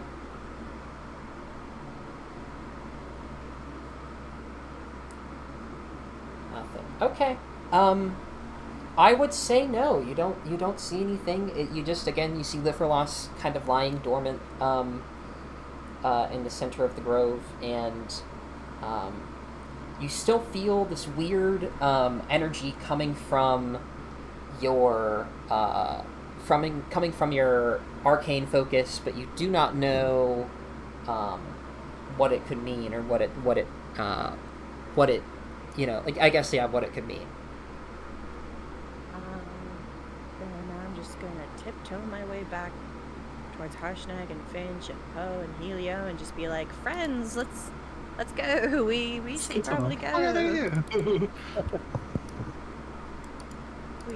It's daybreak now. We want to get there soon, and so So we can also head to Gridhaug and at least before that maybe enjoy the rest of this festival for the day, you know. So we should go. Helio's down. He's ready to go. All right. Are we all leaving? Out of this town, yes. All right. Perfect. I will say the only other thing, Vesper, as you're walking by the grove one last time, you hear some faint whispering, and I would say with that perception check from earlier, you would not be able to make out what they're saying, but you hear whispering, trying to beckon you towards the grove. But I would assume you do not follow it, unless you do. I'm gonna hang out with my friends because I'm kind of like scared. Okay. All right. And with that, I think we'll wrap up by going to the map screen and doing just a bit more. Since there's not much else going on in the way of like fighting or really any character things, if you guys want to start leveling up, you can start doing that. That's fun. I like that. You can start La la. leveling up. That would be fun for y'all. And we're going to start playing some fun field ambiance to kind of kick off the... Field ambiance? Some field ambiance. Some fambiance. Let me find some field ambiance. See, having this ability before, so I know like the proper cantrips to take, would have been really nice earlier in the level. What do you mean? So at level 7, I get War Magic, so I can cast a cantrip as an action and still make one weapon attack as a bonus action. So it's like, yeah. So like, for example, I can cast Booming Blade as an action and still take an attack as a bonus action to use that Booming Blade instead of having to wait an entire round to use it. I thought if you used Booming Blade, I thought you made a weapon attack and then the Booming Blade applied to it. That's how I thought it worked. I thought Booming Blade was actually, like, it functioned like that. Like, you could use Booming Blade. Booming Blade was like, you have to cast it first and then make your next attack with it. I know green flame blade is you make an attack as you're casting. That's what I thought Booming Blade was. I think that that's how it functions. I think that you can like augment one of your strikes as a like Booming Blade, you know, and then continue your other strikes as normal. That's how I've had it ruled in the past. But you brandish the weapon used in the spell's casting. Oh, and make a melee attack with it against. Oh, so you could cast it, make a regular attack, but also another bonus action attack on top of that. yeah, there you go. Oh, okay, gotcha. So I can still make 2 attacks in 1 round. But if you do that, if you cast a cantrip as your action, you can't action surge on top of that with 2 more attacks. I get confused when you add magic with action surge. I generally, just because action surge is kind of jank, I kind of just generally rule action surge as a free action, but I mean that's just me, unless it like would seriously break something. But generally, like, you know, if you only get 1 action surge, you know, per fight, so I mean it's not like it's gonna, and you're only gonna use it if it's like a crazy amount of shit, you know. So I generally rule it as a free action, but I don't know. But in your case, we'll make an exception.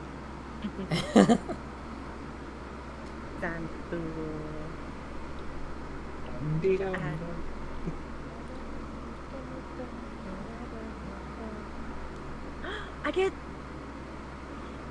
get level 2 spells. Gasp. More spells. The excitement. And then I think I get like 1 more first level spell slot. Do I want to continue with Bard or Wizard? You said last session that you wanted Helio to teach you that lightning bolt spell. Remember, you were like, "Oh, I need a wizard to like teach me this," and then you were like, "Oh, well, now that you saw Helio do this, then he can teach it to you." Yeah, he's level up. Fair enough. Makes sense to me.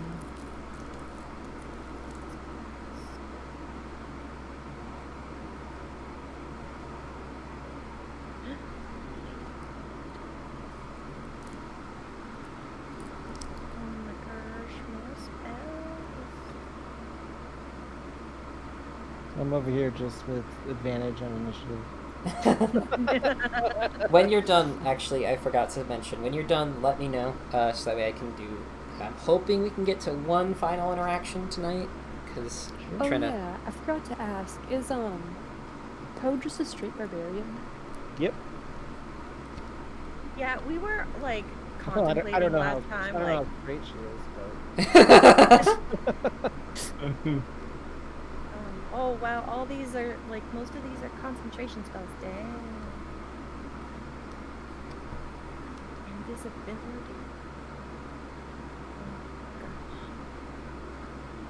Oh it's like Oh you're my opening your God. presents on Christmas. gosh. Yeah. Although it feels kind of lame because you've got like Finch and Helio who are like level 2 spells. We've had that since day 1. Lame. Look at the kid. Excited about level 2 spells. Brave and feeble. I've got 4 of those. Strength until the spell ends. Pirate. Oh my God. So in the other room, I heard just, yeah, what? Okay. You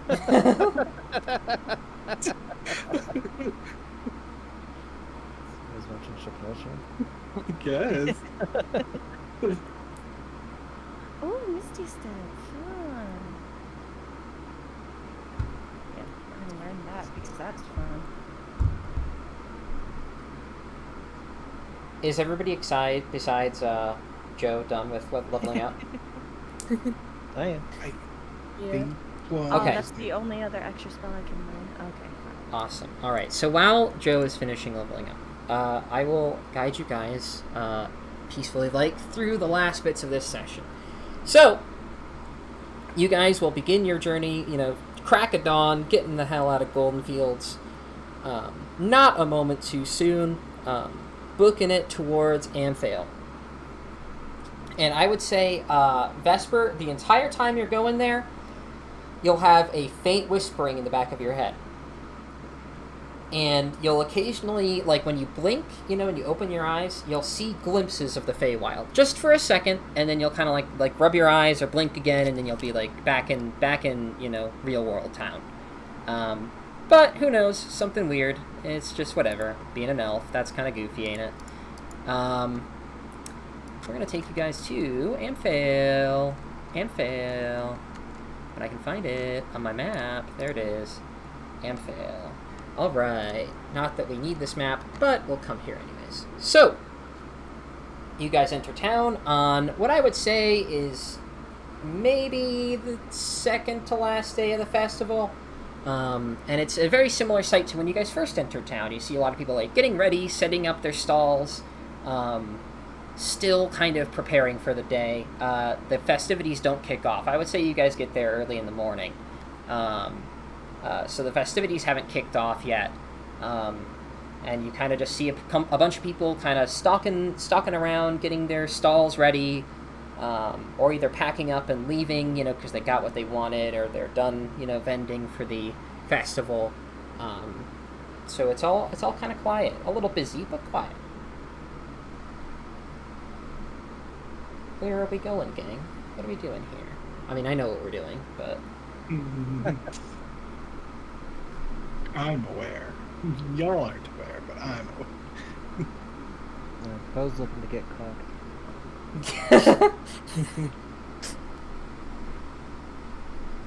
I'm assuming we're gonna find our boy, our good boy. I've got to pull up his name because I can't remember it for the life of me. Our good boy. Vark. After Haster, that's the one. Haster, come on here, boy. Here comes the boy. Hello, boy. Yeah, Haster. Are we going to find Haster, gang? Alright.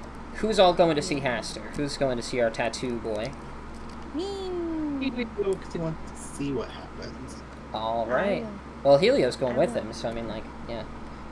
I want to try. And Hey, has see if I Helio can mentioned to get the it group to- that... Has Helio mentioned that Helio's leaving the group? Like, Not Well, yet. that's what I tried to say earlier, but Strongly knows he doesn't want. He's procrastinating. hey, so if it's just you two going, I mean, like, like, he's gonna be leaving here soon. Anyways, okay. So yeah, you'll... Is it just the two of us going? I think it's... No. You have tattoos? Is that a thing? This guy does I mean, magical I- tattoos. Yeah, I want Oh to try shit! to I see. want a magical like, tattoo. Yeah, I want to Yeah. go. Well, Like, I know we have money now, but I feel like his tattoos will still be expensive. they're but very it's like expensive. we can. I'm wondering, like, if we could trade stuff for it, or like, offer Do some. stuff. I want to try to get this tattoo, man. Magical tattoos, very useful. Friends I and like... family discount. That was one of my favorite things they added in Tasha's, and I've yet to see a DM implement it, and I was like, gotta use this. Gotta use it. No, I will try my darndest to get a tattoo today. Alright, well, I want it. sure enough, nice and early in the morning, you see Haster, they're very, like, handsome, dashing, Winter Eladrin. He's kind of just, hanging out, cleaning up things, getting ready for the day. I would say you can already see there's, like, a small line forming. Like, there's already a small line of, like, nobles and particularly rich-looking people getting ready to, like, get a tattoo. But, like, he's got maybe, like, a small little, like, velvet, like, felt rope kind of surrounding the whole thing, kind of like, hey, now, please back off, not ready yet. And he will, after a moment, I would say, see all of you, I guess, at this point, approaching the magic tattoo man. And he'll, like, light up, and he'll kind of, like, he'll throw aside the, like, little, like, rope surrounding the area, much to the dismay of all the rich, like, clientele that are watching. And he will, come over to you, specifically Helio, and he'll say, without reading the room at all, "Ah, my friend, have you decided to come back home with me?"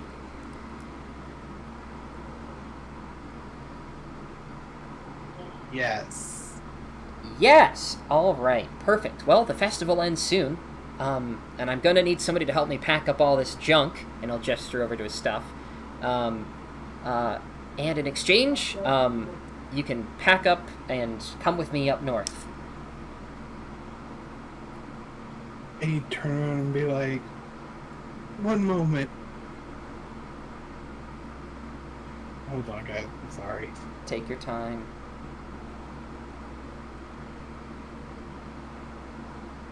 And he'd turn around to the group and be like, "Well, I guess it's a surprise." It's a boy!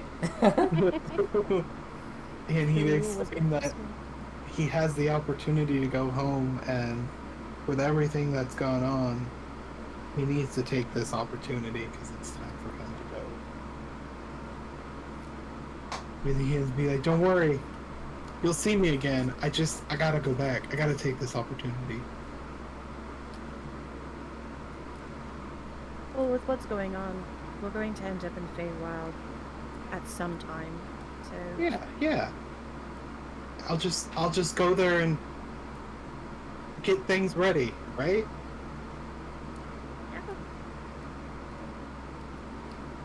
Yeah. Alright. He'd look at Finch, be like, "I'm sorry I didn't tell you sooner." I kind of assumed you'd be leaving when you already did. Yeah. I don't know what happened there. Well, there was the entire him falling in love, then you destroying said lovers' home and livelihood, and then us just kind of bailing. That would kind of do that to a person. I think that's it. I think there's something. always subscribe to things happen for a reason. So maybe this just was supposed to happen, and it was a good way for Helio to be able to feel like he could make this decision without having any, strong ties to this realm. Yeah, it's time I go.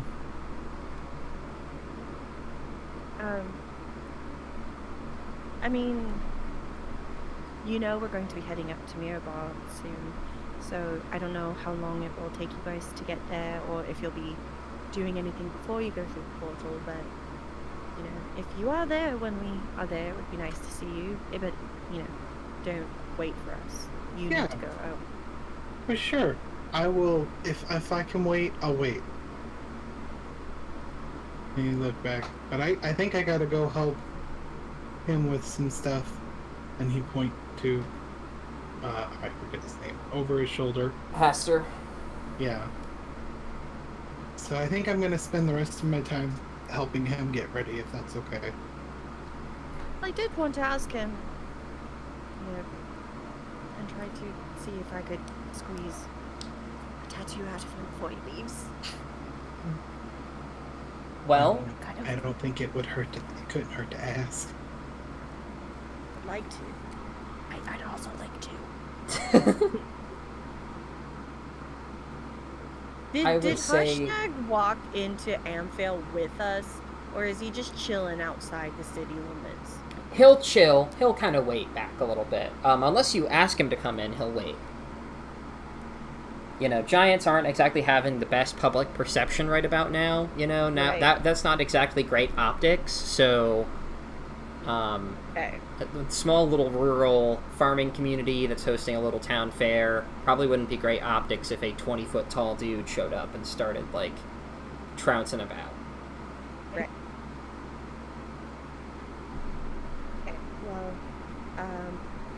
I want to, with Finch, go up to Haster.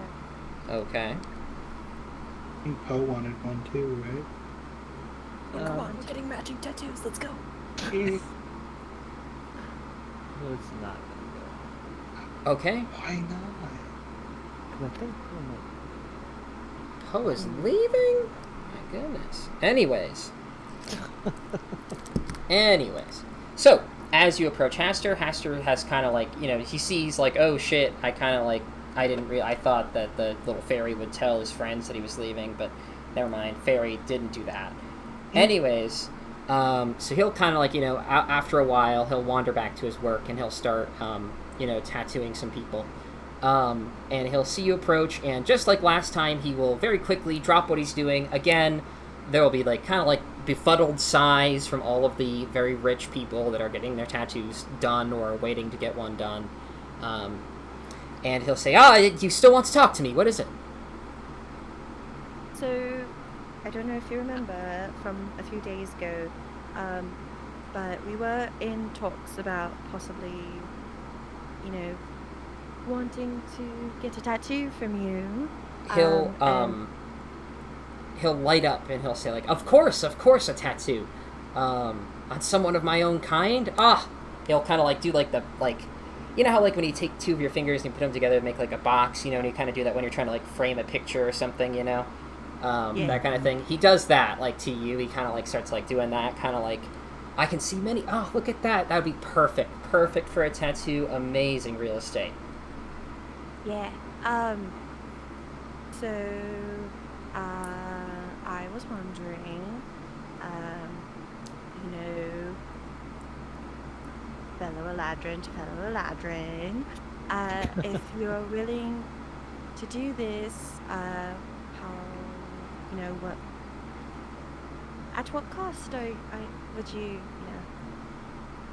be hoping for, or, trade, I guess, as well? He kind of sighs and he puts his hand on his neck, and he kind of he looks back at the line of people, and he says, well, unfortunately, I think I'm kind of booked for the rest of the festival, and obviously after the festival I'm bound for the Feywild, but I could direct you towards my mentor, Olshana. she's very, very talented, and she taught me everything I know. If you want one, surely just tell him I sent you, and she could perhaps help you. Where's Olshana lives in Mirabar. Perfect. We are going there. And maybe you could let her know that we'll be, looking for her when we get to Mirabar. I'm sure we'll just be a few days behind you. He'll nod very enthusiastically, and he'll say, "I'll have her send word to you if there's anything that she could do, maybe in trade, or maybe what the cost would be. Generally, they're very expensive. Right. They don't come cheap. But Right. I'm sure she could think of something. She's quite the eccentric person. Has a background in music and such. So I'm sure that she could dream up something for you." Perfect. Then, if you could let her know, is it easy to find where she is stationed in Mirabar, or could you tell us where she lives, just so we know? He'll nod and he'll say, it's very easy to find her. She is a member of the Council of Shining Stones. Oh, perfect. Everything's working itself out. This is great. Amazing. It's like I planned this from the beginning. And so he'll nod and he'll say, like, yes, just ask around for Olshana. Everyone knows her up there. A local celebrity. Once you find her, just again tell her that I sent you, and I'm sure she'll have plenty of embarrassing stories to tell about me. But after that is done, I'm sure you can make a deal with her. If you can't find her at all costs, just look for the elven-looking person with tattoos up and down. You can't miss them. Amazing. Okay. Yeah, just let her know that Finch and I will be looking for her. I'm sure we'll see her when we see the council.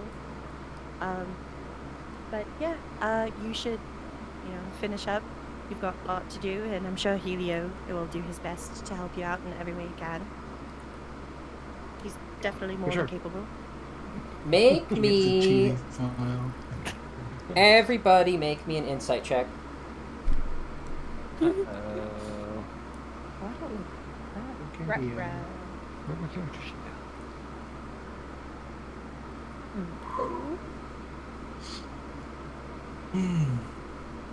He was distracted packing stuff away. He doesn't know what he's packing. Oh, but he's and packing Vesper, stuff. you guys, so, you're watching, you guys are all, watching this guy talk, and after a second, he stops talking, he stops talking, and just for a moment, he goes wide-eyed, you see, panic, pure fear in his eyes, and, he kind of, quickly, he blinks again, and he stops what he's doing, and he says, well, I've got to get back to work, be careful out there, everyone. And he'll skip, hop, skip, and a jump back to his job. Can I look to where he was looking? You can. You look behind you and you kind of gaze upward and you don't see anything. You just kind of see, the nice, kind of springtime air, kind of just, kissing the grass. Not much else. Odd. Okay. Well.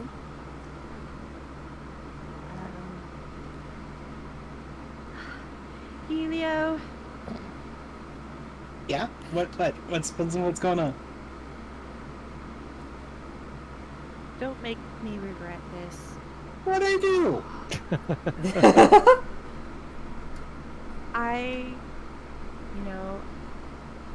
Bella Faye to Faye, I know we haven't known each other as long as you knew Yuri, but I do care about you, and I do want you to make it home, and I want you to be happy.